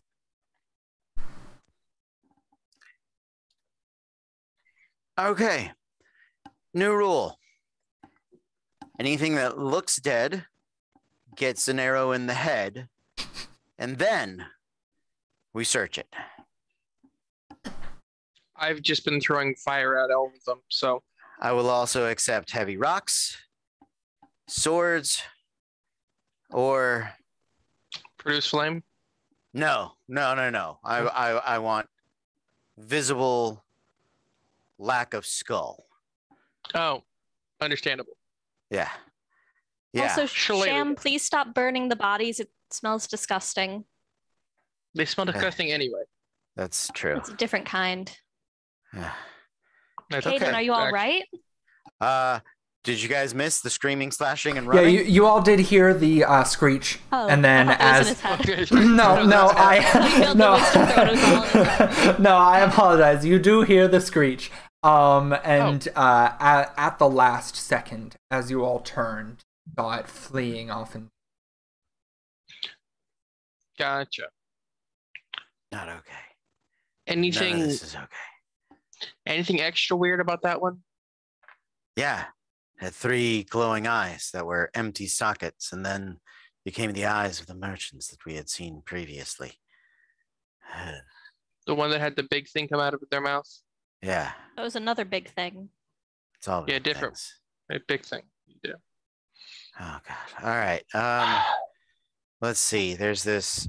Do I know what the brooch does, or do I need to like identify it? No, Or you recognize it. I recognize yeah, it. you Okay. recognize it from your Like your during travels. days. Yeah, exactly. Sure. uh,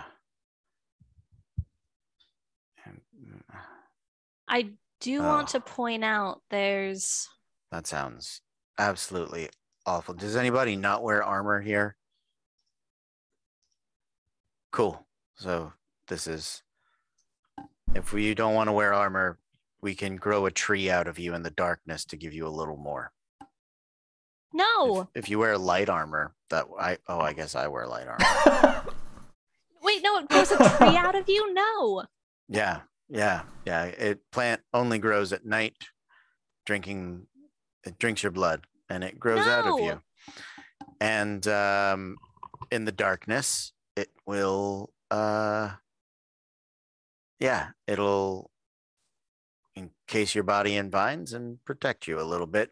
You reduce your maximum hit points by 3, and you increase your armor class by 2 when not wearing medium or heavy armor. Obviously, I'm wearing light armor, but you just sham in his druid nature would be heck no, that's bad. Play it magic. We're not doing it. Yeah, it's a night ivy brooch. Let's not say we didn't and throw it off back into the woods. Yeah, I'm actually. It's a perfectly good fire right here. Yeah, fine. I'll toss it in the flame. I don't need the bad juju. It's not gonna burn, but I'm fine with it. Yeah, go. You know That's it bad will juju if it in the doesn't morning. burn. Great. Awesome. It'll burn in the There. morning if nothing else. Okay. Just All right. okay. Then, as the hour passes, with the joint efforts of the rest of the party, Quilwyn and Stacia, your senses return to you. Your gaze narrows and becomes more alert, and you are back your normal selves.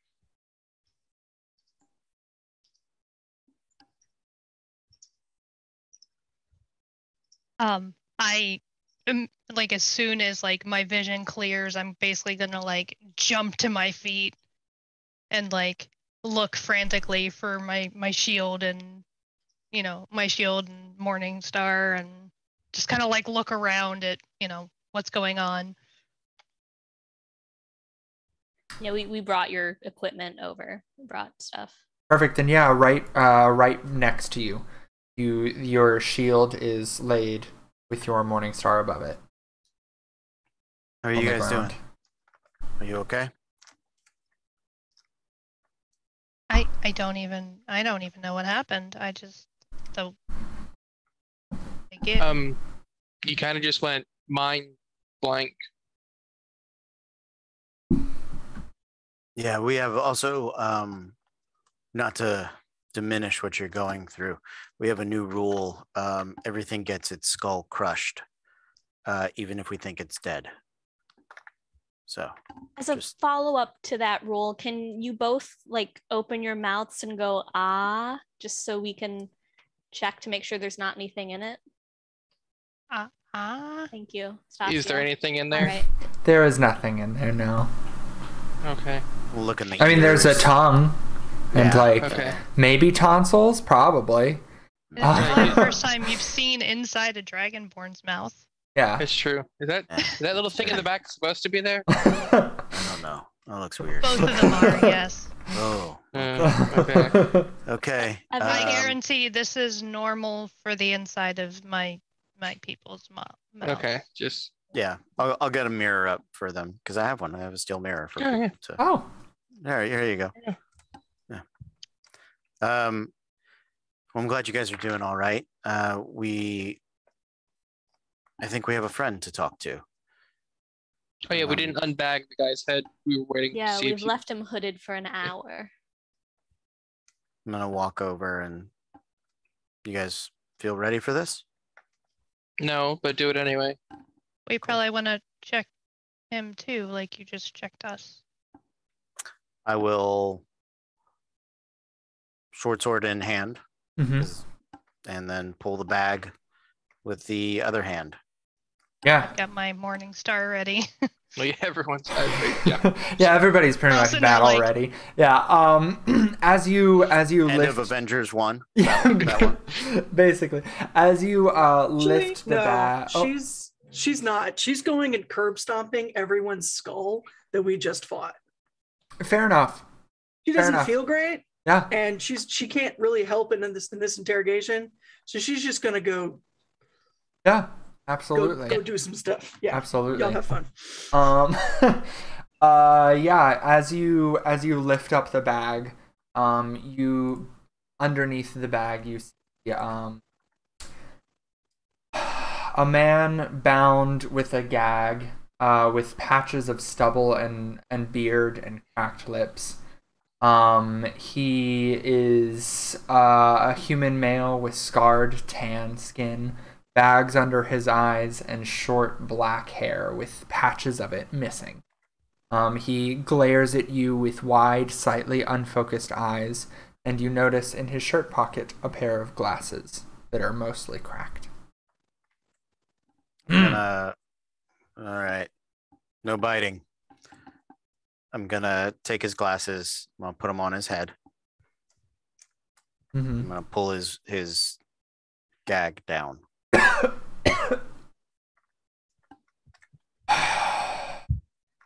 And he just How long have you? glares at you. Great. How long have you been tied up? A day or two? Are you thirsty? Yeah. Here, I'll give him some water. And he In will his mouth.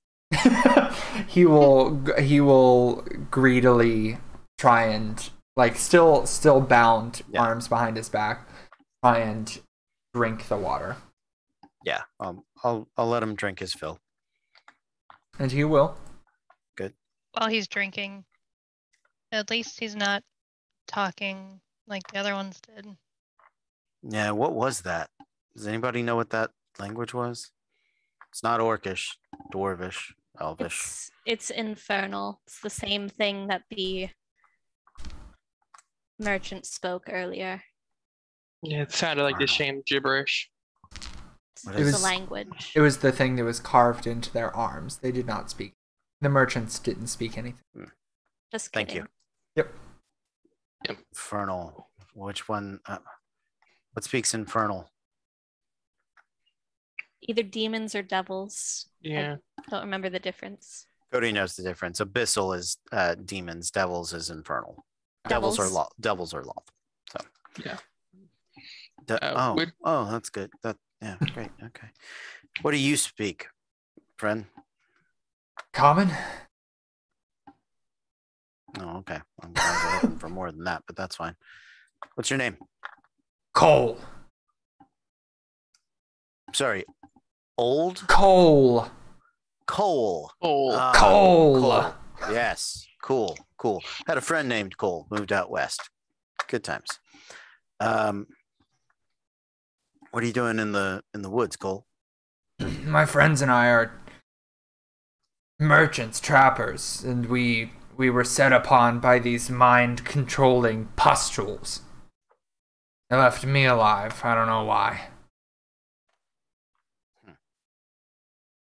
That's Can I roll an insight Yeah, absolutely. if he actually? Oh, it's a Yeah. 5. He's hard to read. Yeah, he Yeah, that's kind of sus. seems like he's telling I the truth.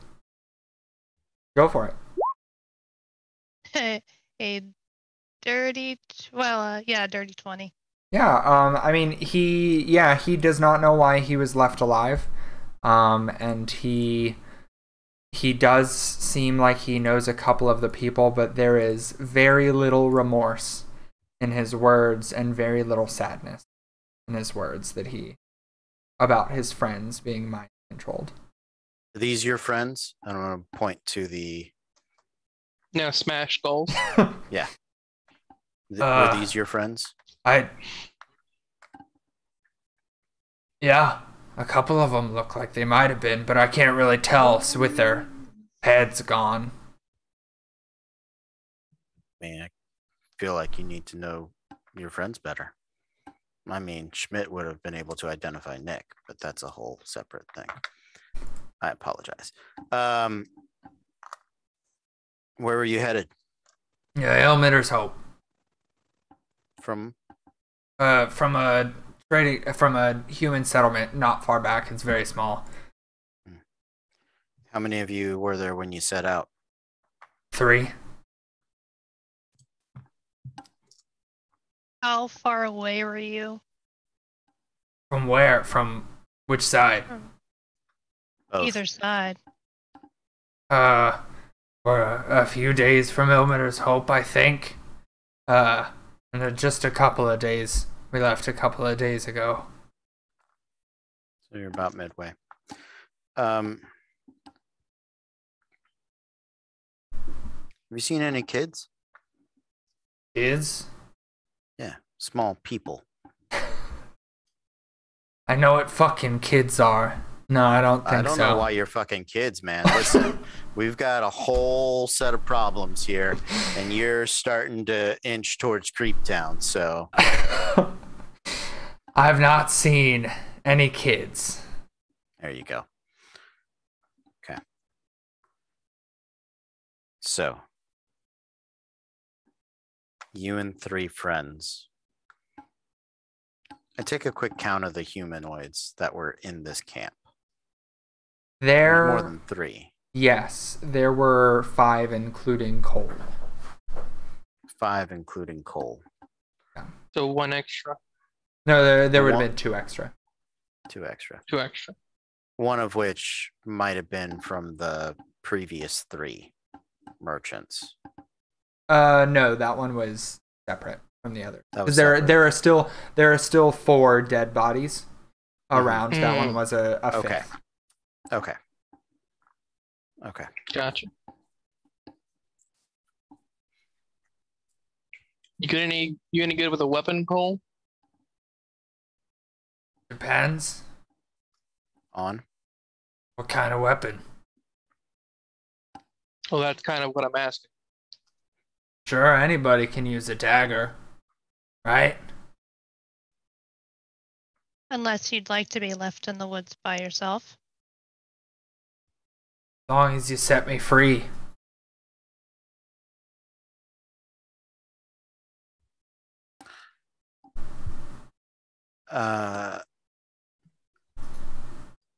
Excuse us for a minute, Cole. I'm gonna put the gag back in his mouth, cover the hood back on his head.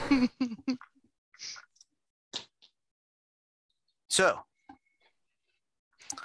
take a few steps away from Cole. Yeah.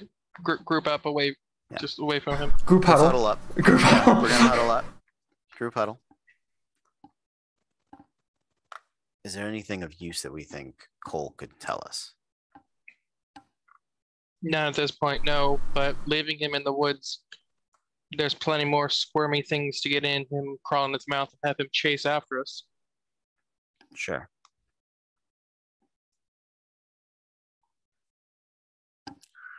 I don't think he'd last long by himself in the woods. So, I don't think he got left on purpose or not on purpose, No. but I'd rather I mean- keep him close. And we can always use someone walking ahead of us.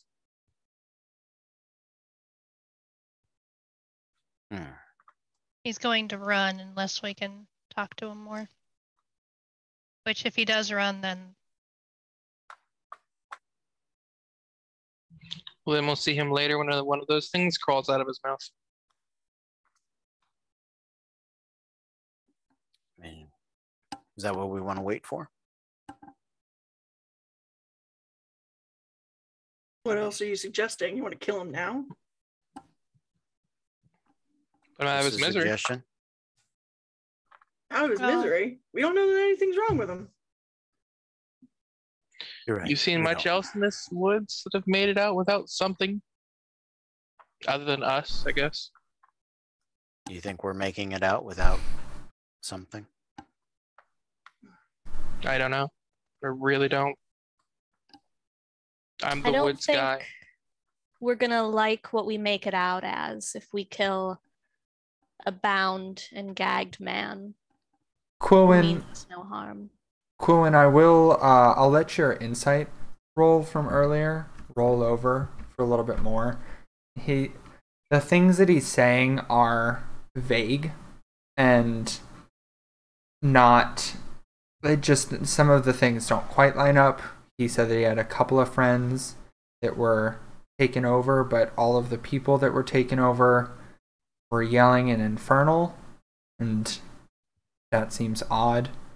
And so just there are a couple of things from the further interrogation that don't quite add up. Yeah, and that's what Bowen's kind of figuring out. She'll kind of stop, and not everything he's saying rings true. Do you think he's lying, or do you think he's mistaken? Well, there's an easy way to tell if he's possessed, I think. Those things weren't taking damage like a normal human was, were they? So if we poke him a little bit and it doesn't do what it's supposed to do. I mean, nothing. But the humans were taking damage. Oh, Those yeah. bandits went down hella fast, man. Yeah, it was the things that came out afterwards. Yeah. Sorry. Yeah. Nothing popped out until the people died. So if you think he's innocent, we'd keep him, help him, feed him, clothe him, protect him. I would almost say, and I can't believe this place is making me say this, but keeping him bound and taking him with us, but keeping him bound and guarded is probably the best way to do that. Myrna, when you were a kid, did you ever have the thing where you'd kind of mutter, "Fat hairy dwarf says what?"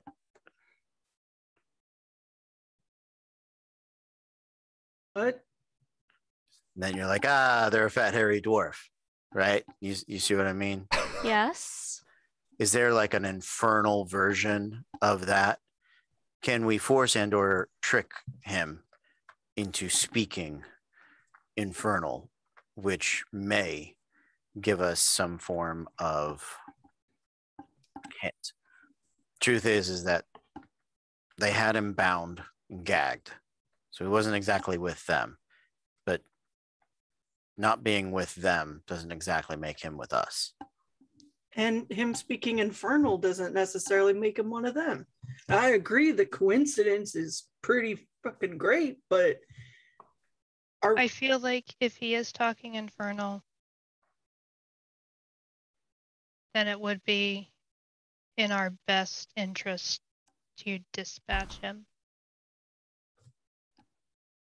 I feel like we don't trust him right now. But catch more flies with honey than with vinegar. All right. Also, if they want this guy and we bring him to them, then for the kids. Trade him for the kids. He's better alive than dead. Kids that the nameless one likes to torment. Yeah. He's a child at heart. I think it'll be a fair trade. Yeah, let's do it. I think that's the best. Then we don't have to kill some random guy we met in the woods. More random people we met in the woods.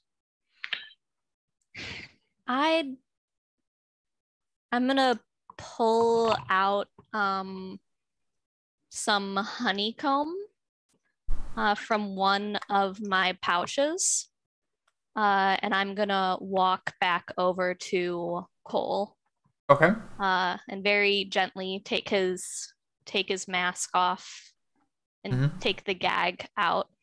He'll and like spit a little bit and then just glare at you. And and she'll crush the honeycomb in her hand and kind of poison ivy blow it in his face. Okay. And she'll say, Cole, I would really love it if you'd be willing to truthfully answer some questions that we have. Okay. And I'm going to cast suggestion on him. Okay. Which is a wisdom saving throw. You got it. Let's...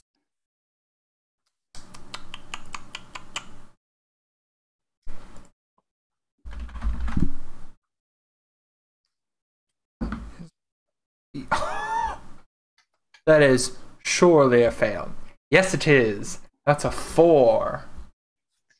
All right. So for the next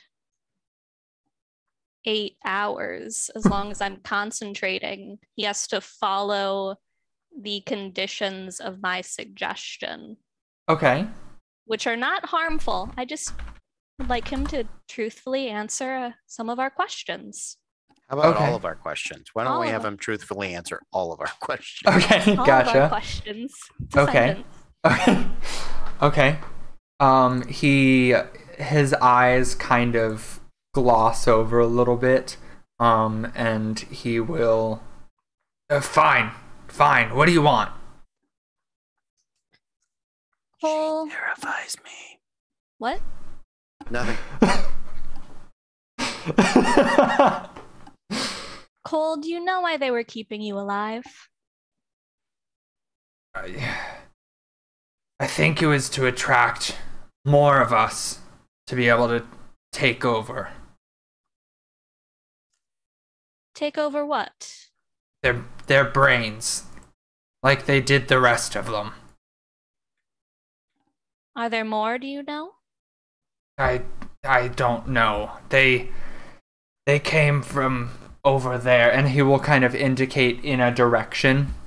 They came from under the ground, over that way, and took over some of my friends, and I think that they were trying to keep me as bait.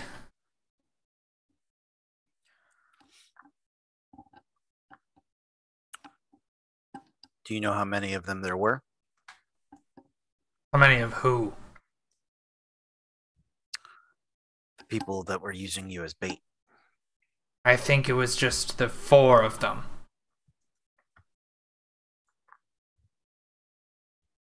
And you spent all your time just sitting in this camp? You didn't go anywhere else? When they had me bound, yes. Where'd you go, Cole? I went to Ilmater's Hope. Then we were heading towards the Great Gate. Can you please tell me about the Great Gate? He will indicate further, he'll nod further back the way that towards kind of the direction that you guys were following, to follow the footprints. It's a gate that was locked ages ago to keep the nameless one at bay. What were you going to do there? Release him. Your party or the creatures? The party. Cole, why would you want to do something like that? To bring about the end of everything. What are the children for, Cole? The gate requires blood. Summoning him requires blood. How long till this happens, Cole? I feel like children are really efficient blood delivery devices, Cole. But they're innocent. And it will happen soon enough. I don't think you met those kids. I asked that one to deliver a message all the time, and he was constantly just... Fucking Gilly. You there, orphan boy. I'm not an orphan. Well, He always okay. really did like my cookies. So, and I'm just gonna look at the rest of the group. Will's face is carved in stone at this point. Sham is just already looking. He doesn't have a dagger. All he has is this club.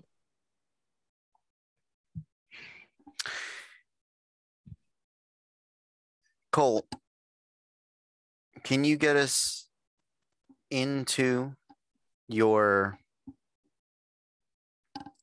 camp at the gate safely? We don't have a camp there, but I can get you there, yes. You can get us there. I can get you to the gate, yes. How far is it? Couple of days, maybe.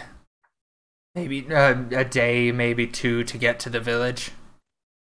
There's a village at the Just gate. past that is the gate, yes. Who lives in the village? Nobody anymore. Oh, good. How many of you are there? A specific number if you have it, as close as you can guess. 20. Cool. Cool. Including the ones here or at the village? Including those here. Is that just people, or is that also the other things that come out of them? The other things weren't part of us. They attacked us. Do they want the same thing as you? No. Oh, good. So there's just like double fuckery. Awesome. On board. Great. Were you the ones that mutilated the animals from here to the where you kidnapped the kids? He begins to chuckle some. So you saw that, did you? That wasn't us. That was him. Pronouns are wonderful thing. Who's him, Cole? The silent one. There you go. Okay. Yeah. Surely you've seen him by now. Is that the three eyes? Yes, you've been blessed by him. I'm sure, blessed by his presence. I'm gonna bless all over his face next time I see him. Ooh.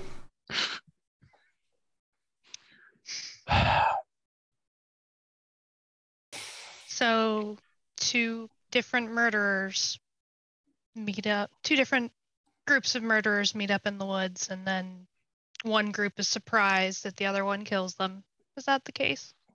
Well, if you call those mind-controlling pustules murderers, then yes. I think they're just creatures. Cole, do you know the specifics of the ritual required to summon your god? Yes. Cole, what is a play-by-play of the ritual requirements to summon your god? Sacrifice. Okay. Blood sacrifice. Of the kids, innocent souls, yeah. Yes. Then he is awakened. Were you the ones that took the children? Yes. Where are they? I'm sure they're to the final gate by now. How long ago did you drop them off to their death?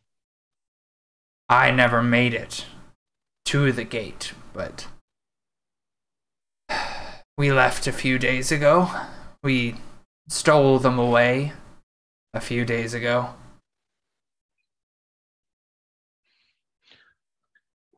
Cole, do you know why there aren't 12 sets of kids' prints in the way we've been tracking you? There seem to be less. We've had to carry them. They wouldn't keep walking. We've had to do what we could. There are 20 of us, only 12 of them. We could spread out. you actually hear Quillen is like grabbing on to like her shield handle, and the handle of her Morningstar so tight, you can hear her start to like, you can hear the creaking of the wood that's on the hilts and the like the leather and everything giving way as she just is murderously staring this dude down. Let's review what we know.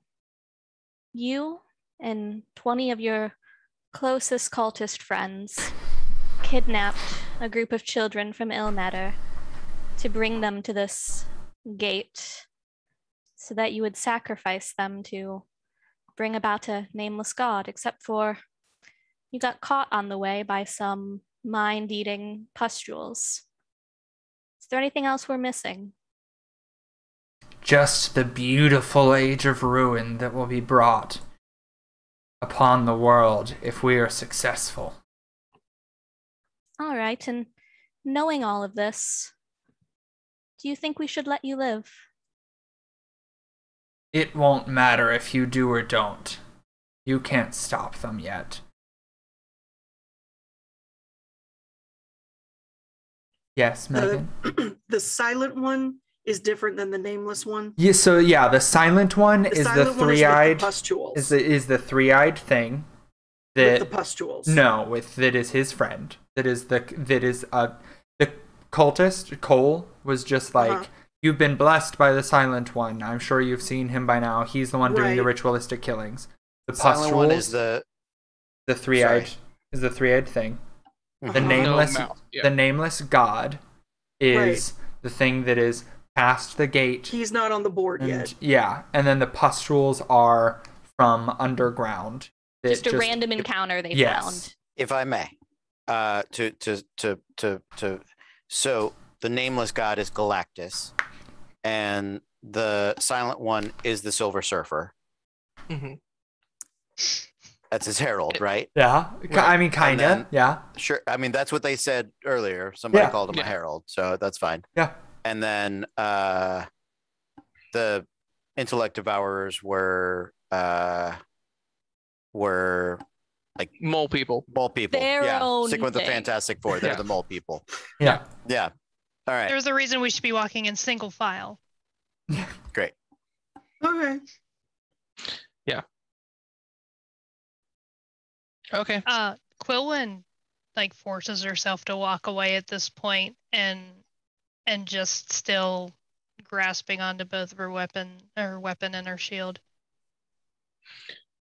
So we're no longer taking Cole with us. Except we don't know where to go. Oh. How He long gave does us a this whole... direction, right? He pointed towards where the gate was. He did point in that direction, and I apologize. It is not a couple of days. It is several hours. I was misremembering how long it took to get to which stopping point, and it was a few days for you guys to get here. It is a few hours for you guys to get the other way. Is it still daytime, or are we settling in tonight? It's afternoonish, late afternoonish, but because of the continued fog and rain and the cloud cover, it's all very dark the entire time, or all fairly dark the entire time. And no direct sunlight, just little patches of small beams that have managed to get through. Well, if we left now, could we make it to the village by nightfall? Yes.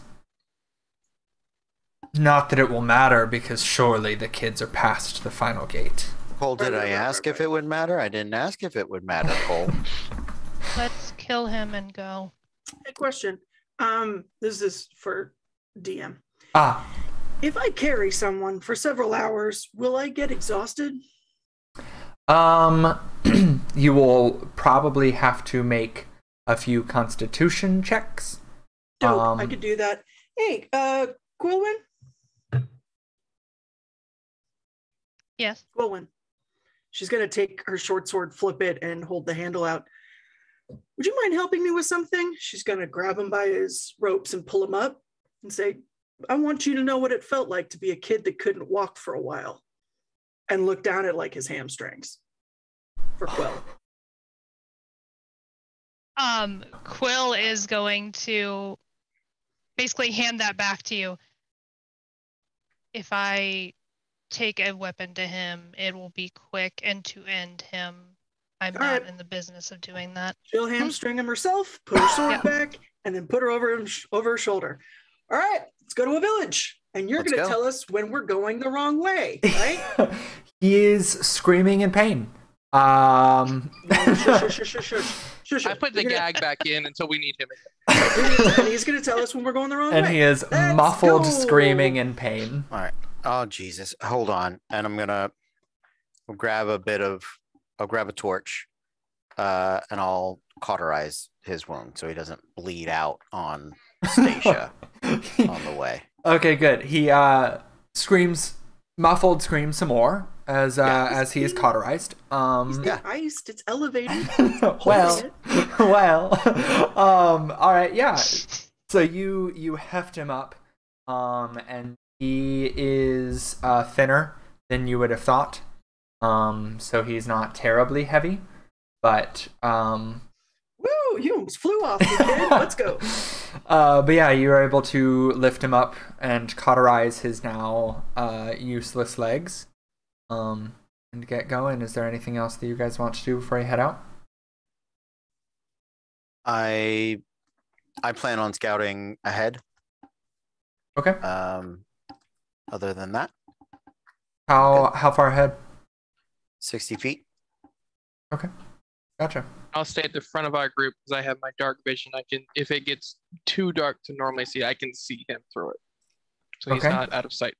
Gotcha. I'll bring up the rear to make sure nothing jumps up on us from behind. Okay. Keep Every an eye once in a out. while, she's like, "Hey, there are traps here. Did you guys put traps down? Bear traps? Huh?" He is unresponsive. Not like unconscious, but like vaguely unresponsive, because he is still like, even though he is not quite screaming, there are still like some tears running down his face. Not like sobbing. Not like sobbing, but he's like, I don't know, just been hamstringed. So One sob for yes, two sobs for Or no. I think Myrna dropped the concentration when you just hamstringed and cauterized the guy. I think that was a bit violently abrupt. That was violent. Y'all just wanted to kill him because he was speaking Infernal, and he hadn't even spoken violent? Infernal yet. Doesn't even speak Infernal. Well, he does. But like that was the plan. If he speaks Infernal, we kill him. Really? Yeah, that was. Yeah, you're not wrong. I feel good about it. This is kinder to. Guys, listen, we're all monsters. It's all evil. We know what side of the alignment chart we're on, right? Okay, she'll drop him, and if you guys want to kill him, you can kill him. If not, I'll keep carrying him. I'm sorry I hamstringed the guy. No. I thought we needed him for directions. We do. You're right. No, you're fine. Y'all decide what you want to do with him. I apologize. No need to apologize. It's okay. Would you please be so kind as to carry the dowsing rod? I mean, he's not going to tell us the truth now, so all right. Well, kind of doesn't matter. Well, no. We can ask him if we're going the right way, and he points the opposite direction. We'll keep going the way we're going. Unless that's what he thinks we're going to do. If he knows, we know that he knows. We can always hamstring him again. I think you only have one of those. Technically, two. I've got healing med. Oh my god. So Kill do you? him so we can hamstring him again. Yeah. Do you pick him back up and take him on? Yeah. Take him with you? Okay. Yeah. Player me loves you all. That's fair. Quillwin Player me me- is like, what the hell? Oh, Yeah. Blair me would have stopped a while ago. This is Sham, and Sham is ready to rescue some kids and get out of these woods. Yeah. So as you continue on, you are able to pick up the tracks again, and continue going with them forward. At about an hour or so forward, Caden, can I get you to make a perception check? Absolutely. I can try. 20 modified. Perfect. About 25 feet in front of you, you see 3 wolves who are eating at a humanoid corpse. Is there a full moon behind them? There is, yes, but on top of the trees. On this side of the trees, you can see a full moon. Can I roll animal handling to not? I know I'm not gonna like talk down the wolf from its meal, but just to know like how best can I avoid these wolves and us Yeah, absolutely. getting jumped by them? Like, Yeah. like I mean, you can even from here you can see that most of that body is gone. Yeah. And that like that they are kind of just picking at the last bits. So Okay. even with Do I your knowledge as a ranger, you think that if you got much closer, they would probably just leave rather than deal with fighting. So it looks more like I could scare them away Yes. rather than Absolutely. being territorial about their kill. Yeah, Great. because it isn't fresh. I will. Great. I will attempt. I will shoo scare them, the wolves away. Yeah, as you get a little bit closer, you're able to do so, and they scamper off. One of them taking one last chunk of thigh. Good. And as do you want to get closer to the body or no? Does it have a skull? It does not. However, you can Okay. see that its chest is a mere cavity, and that its throat has been ripped open, and there are bits of flesh going every which way as it's been ravaged. It has been chest bursted. Well, it has been chest eaten. Chest eaten. Yes. Good. And there is no skull. I mean, there is, but it's like you can tell Matthew, that this is not the silent one. I have announced my my intention for all skulls moving forward. You can crush the skull if you would like. Okay. You were ahead of us when you did all that, right? Yeah, I'm still ahead. Yeah, as you guys are starting to make your way up, I'll signal you that there is a body. And you know, at a safe distance, sort of I'm all for skull crushing at this point. I can shoot it from here, then we can flip it over, see what it has and all that. Everybody on board? Great. I shoot the skull. Okay. You do so. Great. It chunk right through it. Yeah. She's dead, girl. Cool. All right. Now come over and kick it over. Okay, yeah. It is adult sized, right? Because Yes. that's the only thing that Quilwyn is going to be interested in this point. Is it a small body or a big body? It is a large body. And Okay. as you kick it, its jaw opens, and you can see that the tongue has been cut out of it. And its last tatters of flesh clothing look similar to the infernal yelling people, and also Cole. But granted, it's black cloak, so that doesn't necessarily. But now that you have seen several of them, looks vaguely similar. And as you inspect it, I need you to make a DC 14 sanity saving throw. I just read the DC. A sanity saving throw. Sure. No problem. Fuck. 9. Ooh, you will take 5 stress damage, and you feel the last bits of your last meal come up a little bit as you see this gruesome body that has just been eaten. I'm gonna choke it back, take a step away. Okay. I'm gonna be honest with you guys. We keep running into just defiled bodies. I'm just gonna start puking on them. Because it's not like they get much worse. So Fully I will- understand. all right. I will. Okay. I will hand you one of my a very clean, lacy, fresh handkerchief.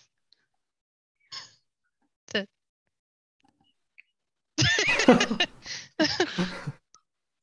You gonna like Shrek and like wipe all the grime off?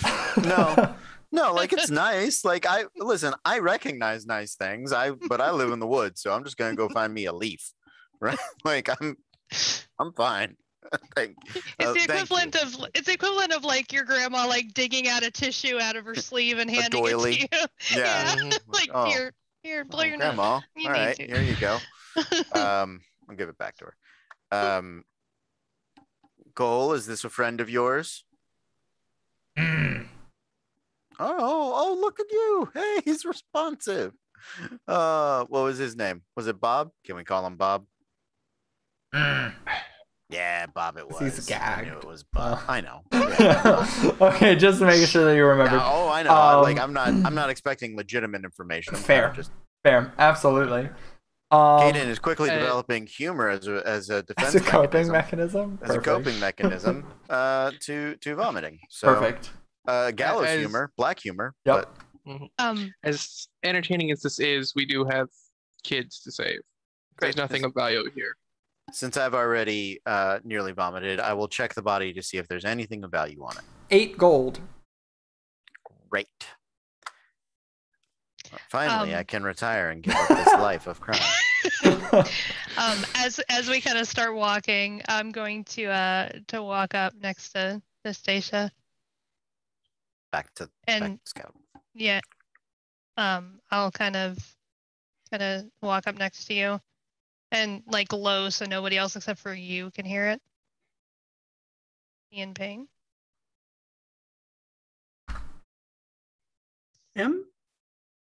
Yes, him. I would imagine so. And I'll pat her on the shoulder. Good. And then I'll fall back. So I'm bringing up the rear. She'll turn around and like low, but she's just walking backwards now. Like, excellent. Next time your morals don't let you do something, just let me know and I'll be your axe man. And then she'll turn around again. All right. As you all continue walking for another hour, 2 hours, 2.5 hours, and pretty long here, buddy. Come on, Cole. You said it was closer than this. And Cody, you are scouting? Yes. All right, bud, you did this to yourself. Can I get you to make a sanity saving throw? Yeah, absolutely. No, I'm fine with it. Yeah. I didn't have to make any of the sanity saving. That's fair. That's fair. Last fight. Like and at this point, sanity feels like the easiest way to go. Cool. 5. And go you shall. Indeed. As you come join me at the bottom.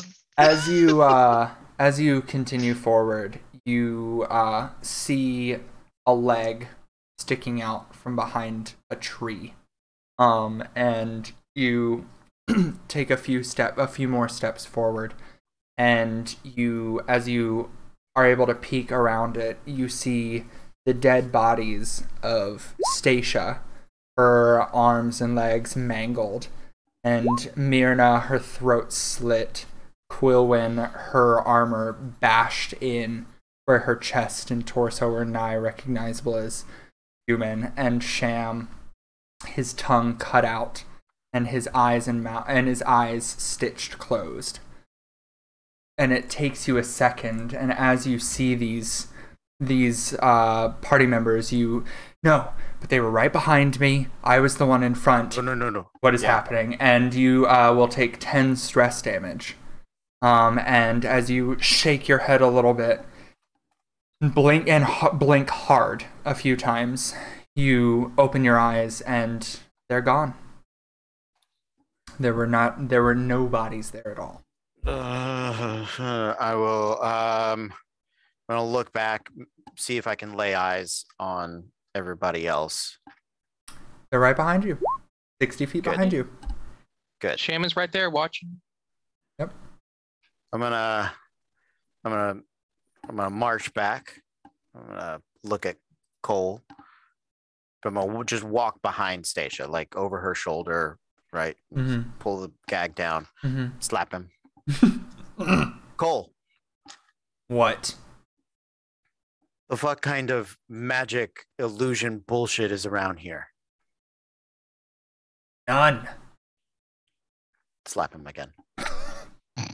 Ah, Try again, Cole. there isn't any. Just put the gag back in him. Slap him again. Mm. That one was Everything just all for right? me. Everything Slapping all right, him is Keaton? now my new favorite game. Cole can never die. I must slap Cole at every opportunity. I'll kind of come up behind Caden and like gently like put my hand on his Ooh, shoulder. let's not right now. I'm She's not in a gonna do big- it. not in a she's big gonna- touching. She's gonna place. do it. Okay, She's gonna come that's over and just awful. put her hand on your back. This And is gross. Caden, are Yes. you okay? No, I'm not okay. No, nothing's okay. What did And what did I see? I saw you dead, all of you. Eyes sewn together, bashed in, face this, done that. So I'm gonna go walk ahead. I'm gonna quietly curse to myself and hope that I don't just become the wild man of the woods. Just start shooting everybody because there's kids and there's people to live and blah blah blah blah blah blah blah. And I cultists will and dead things dig underneath. around in one of my bags and I will take out a flask and I will offer it to him. Yeah, all right. I'll take the flask. I take the flask. I take a sip, and I go back to scouting. Enough, and it's not to drink it. It's more to keep the burn of whatever the whiskey or alcohol or what. Like he's gonna swig it and spit mostly, but just keeping the discomfort and the taste in his mouth is a sensation that he's gonna focus on. Absolutely. To kind of not dreaming, not like it's doesn't help at all, but he knows being drunk right now is not going to help him either. Fair. So this is his like compromise. Yeah. For Clear this your is mind bullshit. a little bit.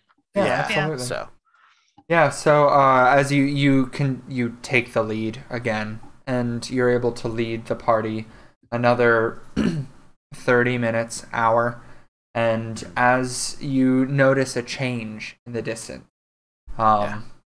the trees are beginning to thin out. You're beginning to see some shapes in the distance, and the temperature as you all reach as the trees begin to thin and you're able to go into this next area, the temperature increases to uncomfortable levels as you all finally exit the woods. You're able to see the outline of a 2-story structure and a ruined inn. As the structure comes into closer view, you can see that it's made from stone. It has a single entrance, and the windows are boarded up, covered in stained cloth. The sagging roof of this building sits like an ill-fitting wig, and where windows once let in light into the building, now there's only cracked glass with dark, stained cloth pressed behind it. One corner of the structure is partly collapsed, and the section where the door once stood now lies in ruin, the contents of the building laid bare to those who would venture inside. And behind the inn are two houses, one of which is in shambles, and there is a shed as well. Then those two houses, one is to the left and to the right of the structure. The one is the ruins of another large single-story building, and off to the left is a small crumbling hovel sitting 30 feet ahead of a similar single-story shed. I will signal for them to stop and I'll go back the 60 feet, let them know everything so that we're slightly at a safer distance. Spin around. Where are we at, Cole? You're here. You found the village. All right, sweetie, we got to talk because that's not a village. That's 5 houses. It village was is by definition much bigger. It was a village once. There we go. So past tense village. You're learning. Where was the gate? Past it. How far past did he say? He did not. So how far past? Just barely. Just a little ways. Are you grandma? Are you cooking? I need some measurements, my dude. Owen, how far is a little ways? Maybe an hour. Are we gonna know the gate? I'm not sure, will you? Slap him. I'm just...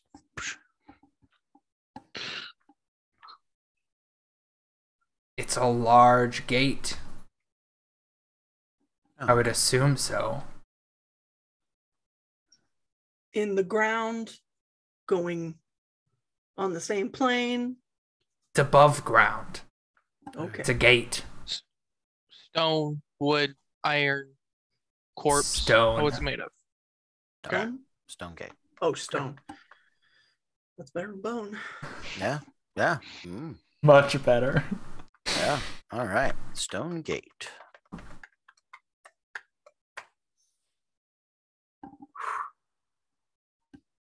How does it smell here?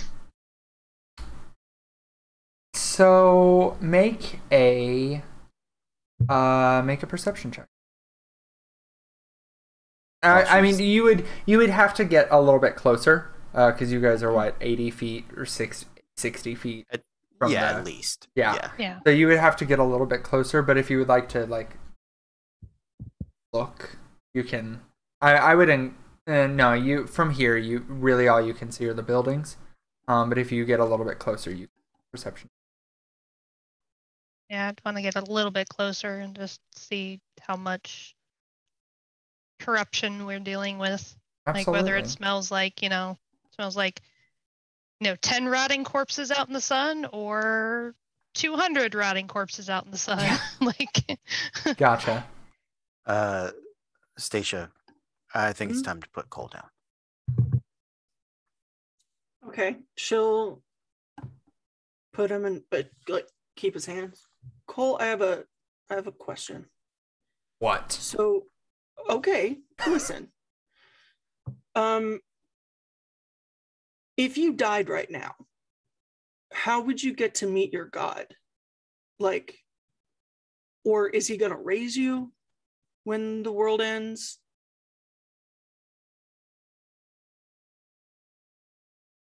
The God I follow,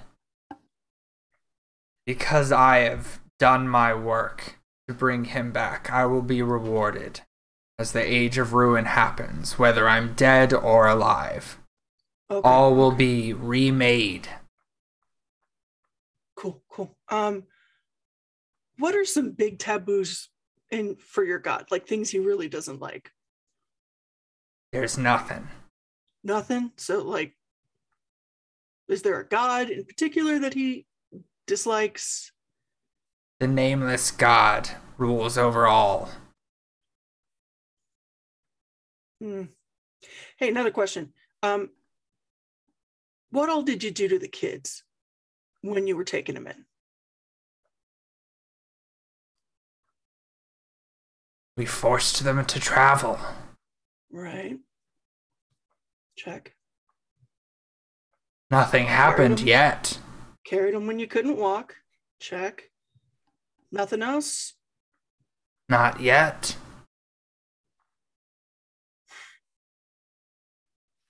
All right. Well, this isn't going to be as poetic as I wanted it to be, but fine. And she'll stab him. Okay. Yeah, Wait, and she'll like, wait, are we good? Can I do this? And she'll like, wait, are we good? Can I do this? We need anything else from him? Yeah, Caden's behind her, just like he had the sword. Like he was just waiting for her to set him down, but she had questions. Yeah, I had so my morning star so he was like- halfway in the air. Everybody's like, could I? Oh no, you're gonna. Oh, okay, okay. I was Yeah. hoping there was like a, if I don't have a piece of gold on Yes. me, I won't get into heaven. It's like, No, cool, yeah. all your shit On off of it. you, sir. Yeah. No, yeah, I was got what warming you up the brand for all the deities of good and justice Hey, behind thanks you. for the raid. Thanks for the raid, Thank you Nerd guys. Asylum. Nerd Asylum. Yeah, You guys are welcome- fantastic. How can welcome I to get this the- guy excommunicated from heaven? Right. Yeah. Basically. I followed the conversation. we were all Okay. behind Yeah, I you. just want to. Yeah. Okay. Yeah. I think Myrna has kind of wandered a bit away from the raised weapons over the bound guy. I mean, sure, if you don't want to participate in the The group bonding bit experience. bonding. If you don't want to Yeah. participate in the stabbing of Caesar I that do is not. about to happen. Totally just stabs Hey. me. All of her violence is self-defense. This is a first for her. So she's gonna Myrna, you said your hair's weird. I'm gonna go look at the houses while you guys just, and she'll kind of like hands over ears Earmuffs, and he can do anything. with Shit, her fuck, back stab a to guy. it. Yeah. Yeah. I absolutely. will once Stacia like drops them, I am going to still be like tensed up and waiting over the body because I just want to make sure nothing comes out of this thing. Yeah. Oh yeah. Yeah, as you stab him, he gurgles and smiles at you. Just gonna As pull him in and whisper in his ear, "May the gods bless you and keep you tight in their heavenly, lightly bosoms." and he tries to spit the blood in his mouth at you, but he Covers can't his even muster the strength to do so as the light fades from his eyes. Oh, And you wait. In a very pragmatic way, I will crush his skull. Perfect. You wait 10 seconds, 12 seconds. No. And now, no, I mean, That was no, enough. yeah, no, Skull crush. Quillwyn waits for 6, I apologize. 12, Sorry. it's just a little 18 chest seconds, and an anus. and nothing comes out of him. You don't know whether it was the skull crushing or if he was telling the truth and he was just bait. Either way, totally good with it. Yeah. Let's go find Myrna. Perfect. As you all go closer to the village, I need you all to make a perception check. Okay.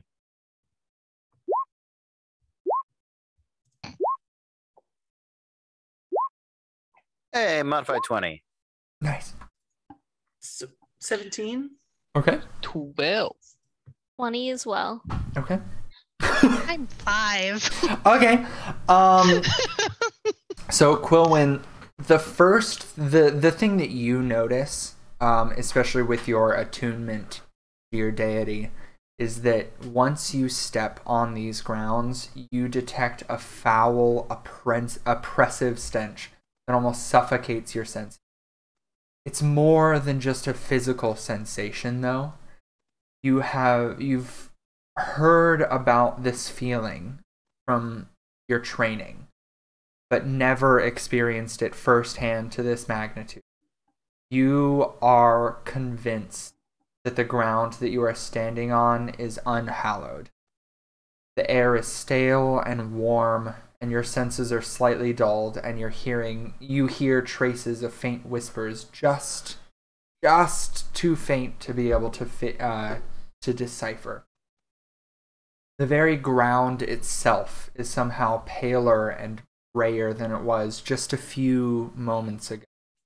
You remember hearing that it is you remember that it is much more difficult to banish evil in these such places, and that places such as this are often manifested or infested with powerful malign beasts.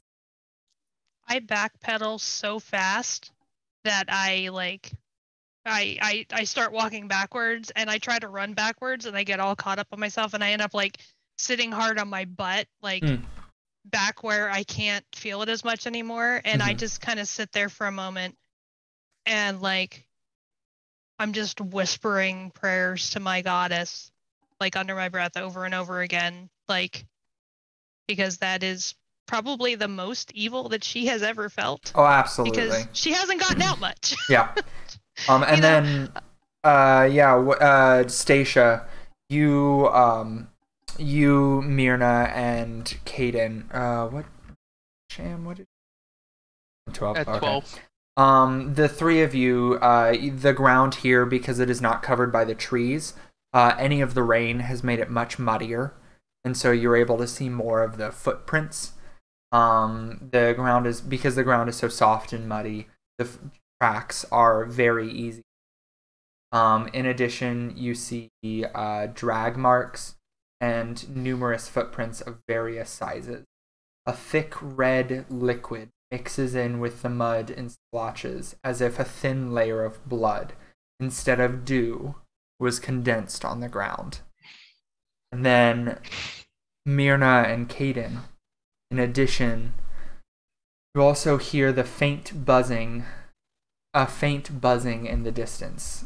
Listening to it, the hairs on your arms stand on end, and you know that something is inherently wrong in this place. A stale scent is also hanging in the air of rancid decay. Something has died here recently.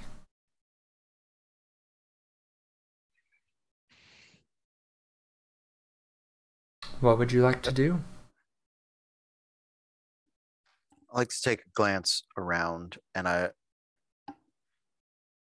feel like there is a way for us to get to the gate without going through this village?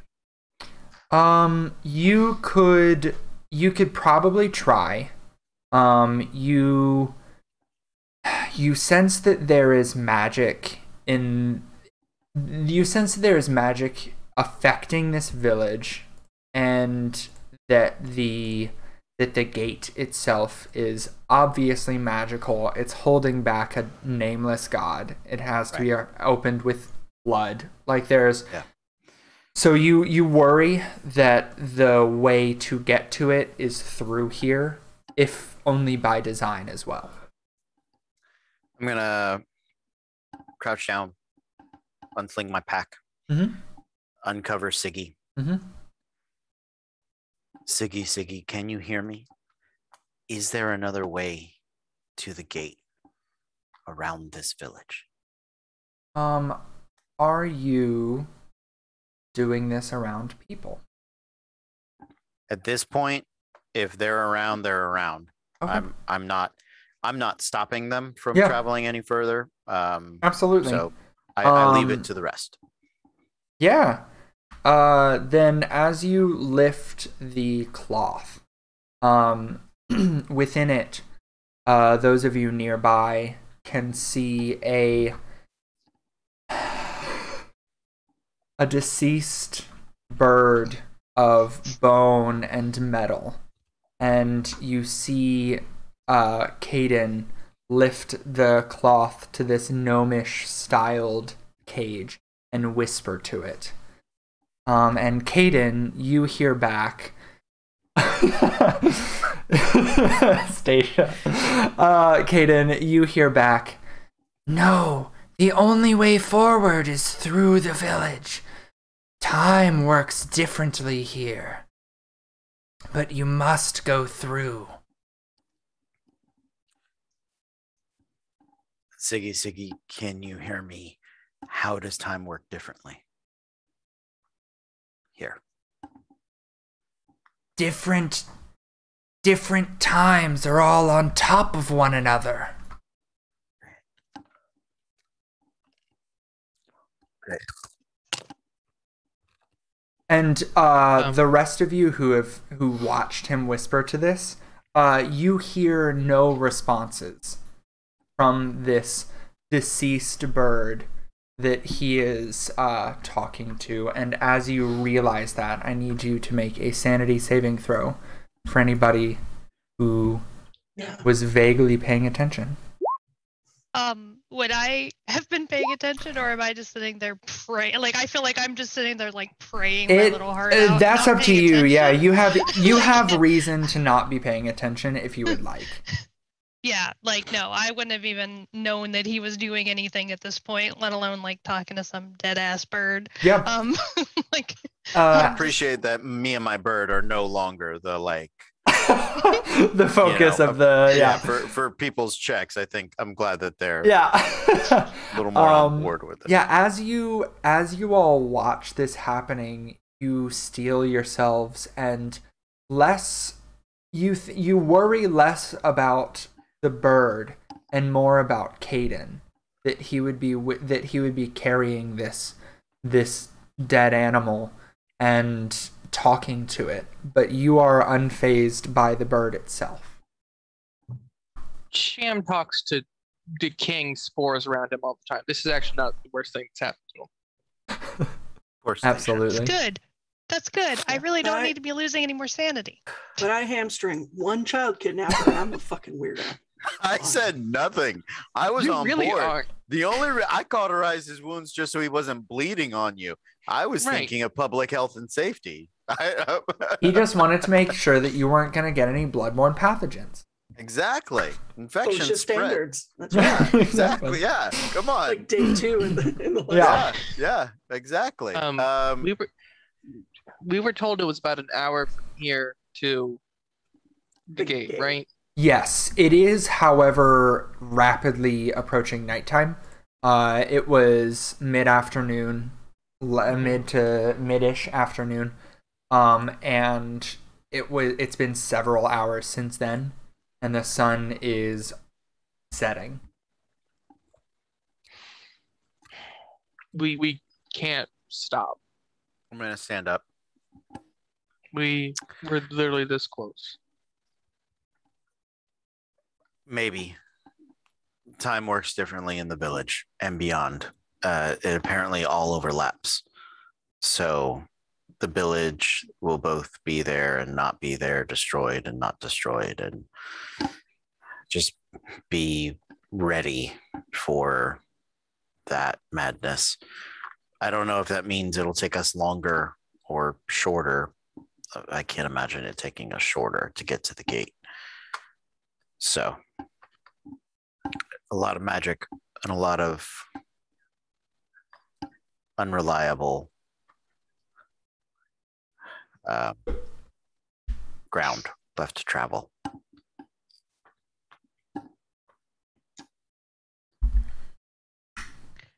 Quillen at this point is kind of stood up and taken a deep breath, and you notice she won't get entirely close to you all.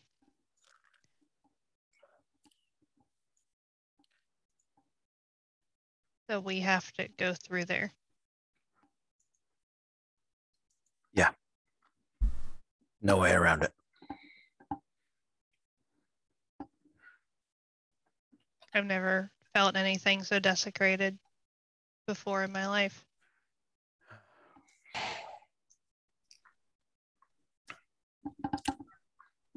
Well, we can sleep out. And you see like Quill like get a little bit shaky, and I can't hear her anymore like I've been able to. Hear who? My goddess. Out of character. It's a pally thing, you know. Yeah, like we. But no, and but no, she's my goddess. I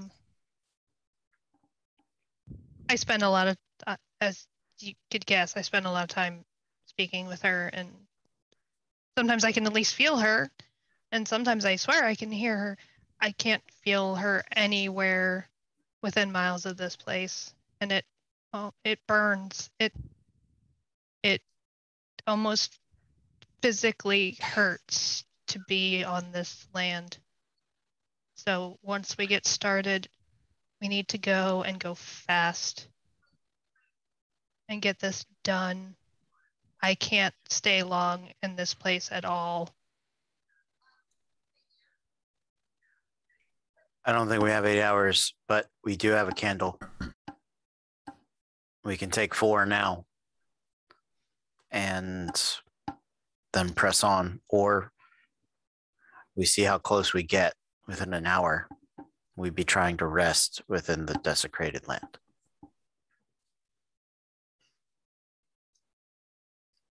There'd be no rest once we get inside there. Who wants to rest? Who wants to go? I'm ready to go. I want this done. I want these kids rescued. I can try to be in tune with the land, see if I can figure out what's ahead, but it'll kill what little magic I have available. So You shouldn't go too far from us anyway. You should just stay close and save your magic for when we get to where we're going. I can do it. I've got plenty left, and I got some back when we napped earlier. All right. And Sham will shimmer his form as the spores swirl around him and transform into a raven. Oh. Okay. Yeah. Sit on the ground, and he will fly off into the village just to see what's up in there. Gotcha. He's already gone. Oh no! Yeah, no! That's exactly what. Oh no! Reach out and make a concerned moan. Yeah. Yeah. You all watch as Sham's face begins to elongate, and his arms, torso, and his legs all begin to shrink. And his knees break backwards almost as they turn into little crow legs, and he shakes as the feathers in a single wave envelop his body as he finishes his transformation, and then immediately takes off over the village. You guys want me to go after him? We're all going after him. Okay. I'll go and go quick and Because I just keep moving. realized that my job is to bodyguard a group of wizards. So y'all tell me what nonsense you want to do and just point me at something and stab it. I am so completely out of my fucking depth here. Stacia, Caden looks at Stacia like, I'm no wizard. And with the bow, You're he's insane. You talking to a bone bird, and I just have to be fine with that right now. I am a little bit mollified that she's doing this to you as well. What? Great. Well, you didn't say anything when you first did it, and I thought you were only going to do it with me and my lantern, so kind of happy. I didn't see him do it. Also, you're talking awful big for someone that hid behind me earlier and then let me get all mind scrambled by a I think we're sorkening. Okay, behind gotcha. But Caden's just Absolutely. gonna be like, listen, Siggy's never steered me wrong. All right. So It has a name. You named the dead bird.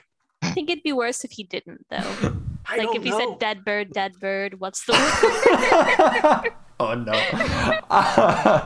Have you heard? Dead bird's the word. Yes. As No. you God. as you all walk into this village, God, you are able to. Oh God. Okay. Woo. As you all walk into this village, tell that the village, as you feel the temperature rising, you can feel that you can see that the village seems like it was burnt down within the last month, and that its former occupants were mainly elves and human slaves, or companions possibly. The corpses also seem to include a mixture of warriors with long destroyed by age gear and weapons, and knights with the same. The dead appear to be fresh, but despite the evidence of this fire within the last month, the village seems to have been destroyed long ago. Sham, where were you flying to? Sham had the plan was to go up over the village, do a circle, and then go back to them just to see if he could see anything past there. Okay. So he's going like 50 feet up above the highest roof to just do a circle. Okay, yeah, absolutely. Yeah, you can fly up and you see the destroyed buildings that I mentioned earlier, and you also see some graves, and you see a cart with a coffin on it, and you're able to kind of track where the footprints went through the village, and you can't see the gate from here, but you're not terribly surprised. And then do you fly back, or were you looking for something else specific? No, there as far as you can tell, there are nothing weird moving around this village, so he'll move. Nothing moving. Okay. Well, he's gonna go back to where he thought they were going to wait for him, because he said he'd be right back. Well, as you circled, you see them beginning to walk in, and you can descend towards them. Okay. He's gonna stay in his raven form then, since they walked in. He's just gonna probably land on Caden's shoulder. You feel the little talons. Be careful. You saw what happened to his last bird. God. He loved it so much he kept it after death. That's why he's landing on his shoulder. Exactly. Hey, are you guys saying this? Well, Sham can't. Okay, that's Sham fine. can't speak. He's a raven. Yeah. That's true. That is very true. Caw. Yeah. No, Quill isn't looking at anybody as she walks forward. Gotcha. She's got her eyes set to the front. She's got her shield in front of her, more hanging onto that more than she is to the Morning Star, because she feels like the symbol on the shield might actually protect her. Here, it doesn't. Absolutely. As you all walk into the village, you're able to follow the tracks, and as you approach the old inn that had part of the entrance caved in, you're able to hear the laughter of children from within. What would you like to do? In the world. Make a perception check to see which we can identify which way where the kids are. Yeah, I mean the sound is clearly coming from inside the inn, but feel free to make a perception check if you would like. Yeah. I want to do it just to because now I don't. If it's like kids or if it's like creepy kids. Yeah. Kids or kids? Yeah. I'm just more curious, how many kids it sounded like the full baker's dozen, or. Gotcha.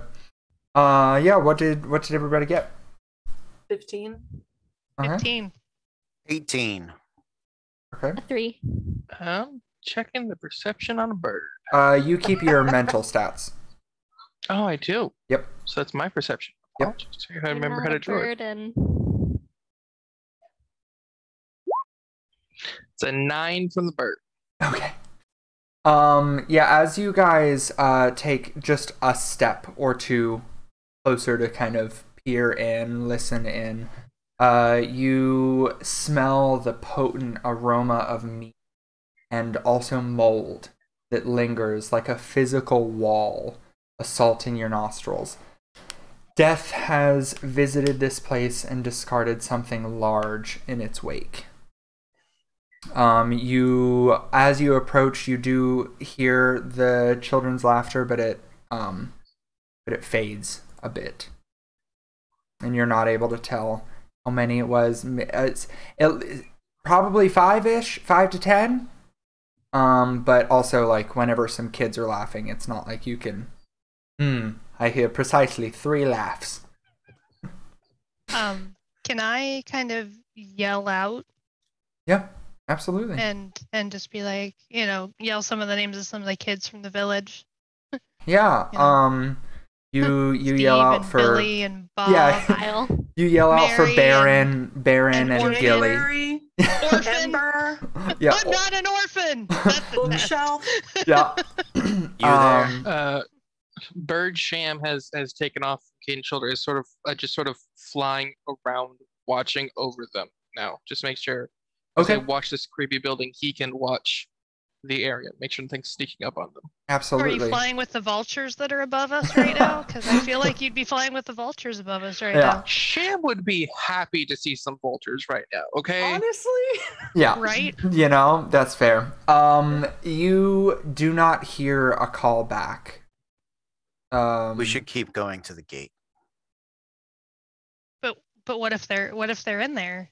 If they're in there and we go to the gate and we kill all the cultists that want to sacrifice them to the nameless god, then they'll still be in there when we come back.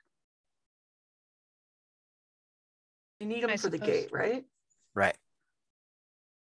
Can I I get- Guess you're right. can I look at the ground, the area inside of the building? Does it look disturbed? Like it's Yeah. been empty for a bit, you said, right? Yeah. As you do you take a couple steps towards there or nah? Yeah, I'll activate whatever. Yeah. Well, no, I would take a uh, few steps in just to see Oh, like inside, or what are like because do you want to take do you want to get a little bit closer, go inside, just stay where you are? Can she do a big Scooby-Doo lean? Yeah, I mean it's literally whatever. I'm just making sure that I am aware. I'd like to move towards the building. Okay, and look yeah. inside. Absolutely.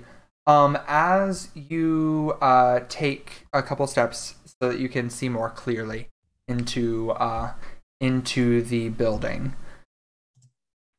the four walls of the main room are badly burnt, and piles of ash and rubble litter the floor, as well as the remains of books and objects from ages past that have been burnt beyond recognition. You can also see charred pieces of bone, and rotten flesh is made noticeable by the flies that you can see. And the only things that are intact are a few remaining tables and chairs.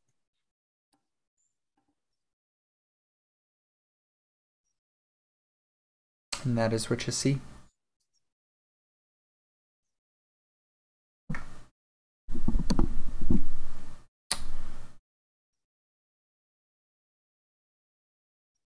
Okay, she'll come back out. Mirna, are you okay in there? I'll shut the door, then I'll open the door back up and be like, I switched outfits. No, it doesn't. Whatever it was not a creature. I didn't see any movement or any sign of inhabitants in there. It's just ghosts. Well, I don't mean that as an informed. Let's just go to the gate. There's an audible call from above all of you. All right. As Turn we- towards the gate. Sham agrees. All right. As we walk, she'll hey Quinlan, you never really talked about her before, but what's your god like? What's your deal? She's the goddess of life and light and doing the right thing. That sounds awesome. Tell me more about her. She'll try to get her focus. Um, And also just throw around a god's name as we walk through this fucking wrecked place. I wonder how Mostly to much get her this. to focus. I was gonna say, I wonder how much it hurts Quillen to actually talk about this, in such a desecrated place. It burns. Yeah. No, she's wonderful and brave and lots of self-sacrifice. A lot, but for the greater good, and it's all worth the greater good. Gotcha. As you continue on, trying to ground Quilwyn, you go past the inn, and you come upon the town square just beyond it. You can tell that it used to be a marketplace, but has long since been converted into a large graveyard. You can see a cart filled with rotting corpses, as well as a particularly large headstone, which has been defaced and stained with dark liquid. As you guys walk into the town square proper, you are able to see that the corpses are wiggling and moving ever so slightly. I'm gonna pick up the pace. Let's go. Yeah, Shambird will call at that and move them away from the wiggling. Okay. And then, do any of you want to take a look at the headstone? Yeah. You see some writing on it that you can tell is written in blood, but unfortunately you cannot read it. It looks similar to the symbols look similar to what you had seen carved in the arm. Hey, Myrna, can you read this? Yeah, I'll go up with her. All right. Written on the over the long faded text in infernal, you can see written in blood. Oh, I really. Mia, just go for it. Mia zixzu hafuels, mia sews or half, the halfwick ma. And it translates to, he tastes your scent. He waits for you. Do you seek him?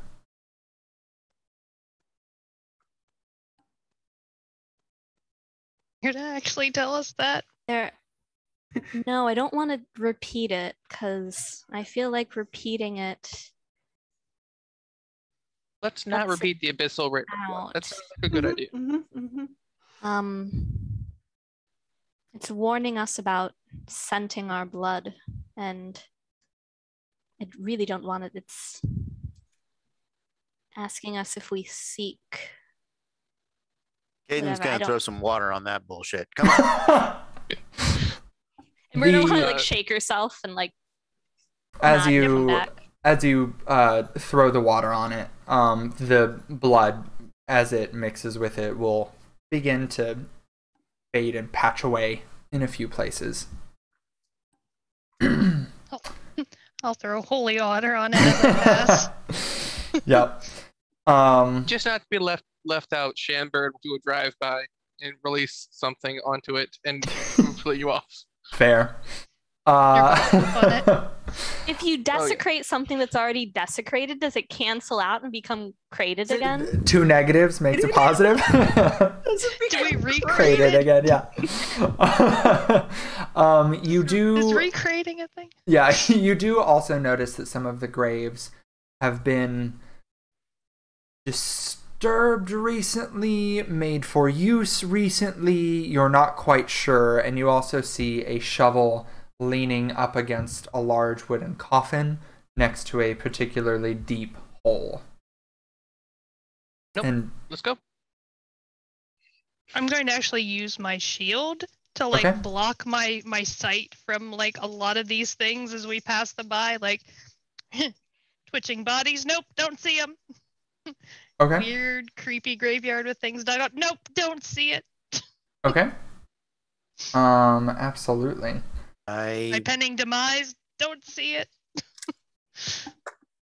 All right. I'm gonna be a good sport about it. I will go look and see what is in the giant hole. Fair enough. The hole houses a small coffin with a sword placed on top of it. The sword is made of mithril and glints even without much light to reflect it. I'm going to take a step back and say, Shambird, do you see what's in the hole? Because it looks shiny to me. He'll hover over and just I've been seeing shit. So could you just like yeah, double eye me for it? We'll look over the hole and look into it from like up to look in to see if there's a shiny in the hole. You see a shiny, and if you have never felt more of an urge to pick up a shiny because you're a crow. It's just some part of you is like, a shiny. I want shiny. And then you're like, wait a second. I'm not really a crow. Crow. It's a sword. And then you do see it, yes. Okay. So how long has it been since we entered the village? Does it feel like? It feels like it's been 5 minutes, 10 minutes. Okay. Shambird will land and come back to being Sham. Okay. And he'll do the smart thing. He will burn a 2nd level spell slot to summon Beast. So Okay. a little land companion of a vague land animal shape will appear. Okay. Does that mean a vague animal shape? Basically. Sham, I've got Mage Hand to pull back the curtain if you want to stop blowing your spell slots. It's a. I don't know if it's going to be more than. If you want to try that first, try. So he's now back to being human. You want to try that first? Go for it. I mean, when Quilwyn sees you guys even hesitating around like something in a grave, she's going to basically be like, "We need to keep moving. Nothing is important sword. enough." If it's a powerful sword to help us kill things that all the people use to lock away a nameless god, that might be worth it. Why would they just leave it here in the middle for everybody to see? No, they left it. Yeah, I mean they left it in on a coffin. That's why we're not going buried in there. with whoever used it. Why would they leave it there though? Maybe they're not looting the city. Why are they summoning, a god that's going to end the world? We have a lot of questions. I don't think any of the answers are going to be good at this point. None Cody, of these people are sane. Cody, do me a favor, and once you mentioned that it might be useful in putting away the, make a history check for me. Cool. Natural 20 for a 22. All right, fuck it. I was gonna be vague, but you have you've heard of the Bane of the Nameless God, a weapon that was wielded by the elves long past that had that were the ones that sealed away the Nameless God. And if there's a sword that is going to be in a village that has a bunch of dead knights of long past that is in a graveyard, it's probably that one. I will share Myrna? with the group. Okay. Having heard that, you want to try and mage hand it out of there? Sure. And she'll snap her fingers, and a black spectral hand also snaps its fingers. And then she'll point it down and send the mage hand in for the sword. Okay. Let's all get at a distance if we're gonna. I think we already were, but just. Yeah, we're a little further away from the lip of the hole. I'm not at the edge, but I am probably within 5 feet of the edge. Okay. Yeah, absolutely. I'm expecting this to need somebody to grab it. Yeah. As whatever monstrosity underneath it comes to life. Yeah. All right. Yeah. So as you.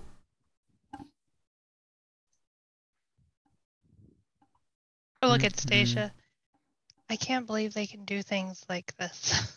I'm not used to seeing all of this magic.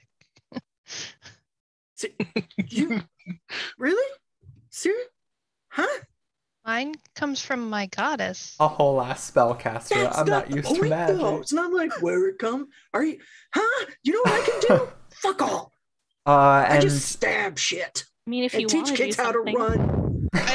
I look at my hand with the shield and the morning star. That's kind of all I do too. And you bake cookies. I can teach you. Myrna, as you send your mage hand down, you begin to try and pull this sword up, and it seems to be lodged, like stuck almost a little bit. But as you, with a little bit more mental effort, the sword does rip free, and as it does so, you you see because you have to be able to see where the mage hand is going, right? Yes. Yeah. Oh, so you're at the edge. A spectral floating hand appears at a point you choose within range. I feel like to direct it, I need to see it. Okay. I mean, you are not going to be affected by this thing yet, but as the sword raises up, the coffin underneath it that it was on top of begins to shift and open, and you can see the coffin opens up to become a mouth, and a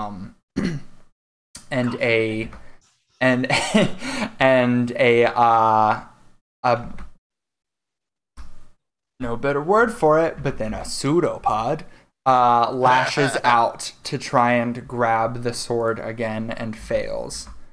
Pseudopod? And it's basically like a arm, like a tentacle thing. Like a mimic's tongue. Kinda, yeah. Olu reached out and wanted his sword back. Basically. The coffin opens up, and you can see teeth on either side of where it opened, and its tongue lashes out for the sword but misses, and you can hear some noises coming from the other coffin on the cart now that something has been disturbed. And that is where we're going to end the night. Thank you all so much for joining us once again for Domain of the Nameless God. Thank you. Thank you. Guys, we are going to put together a real quick raid as soon as Cody understands how to do this. Perception Studios, Madam Gandalf, Critical Bard, TPK Roleplay. Sin Schism is on. Try them. Sin Schism. Yeah, there we go. Got you doing some of that. All right, guys. Thank you very much. Go for it. 10 seconds. Yeah. Hell yeah. Be sure to check out the Discord to be able to find any sort of updates that you might need from us. Bye. Bye. Right now.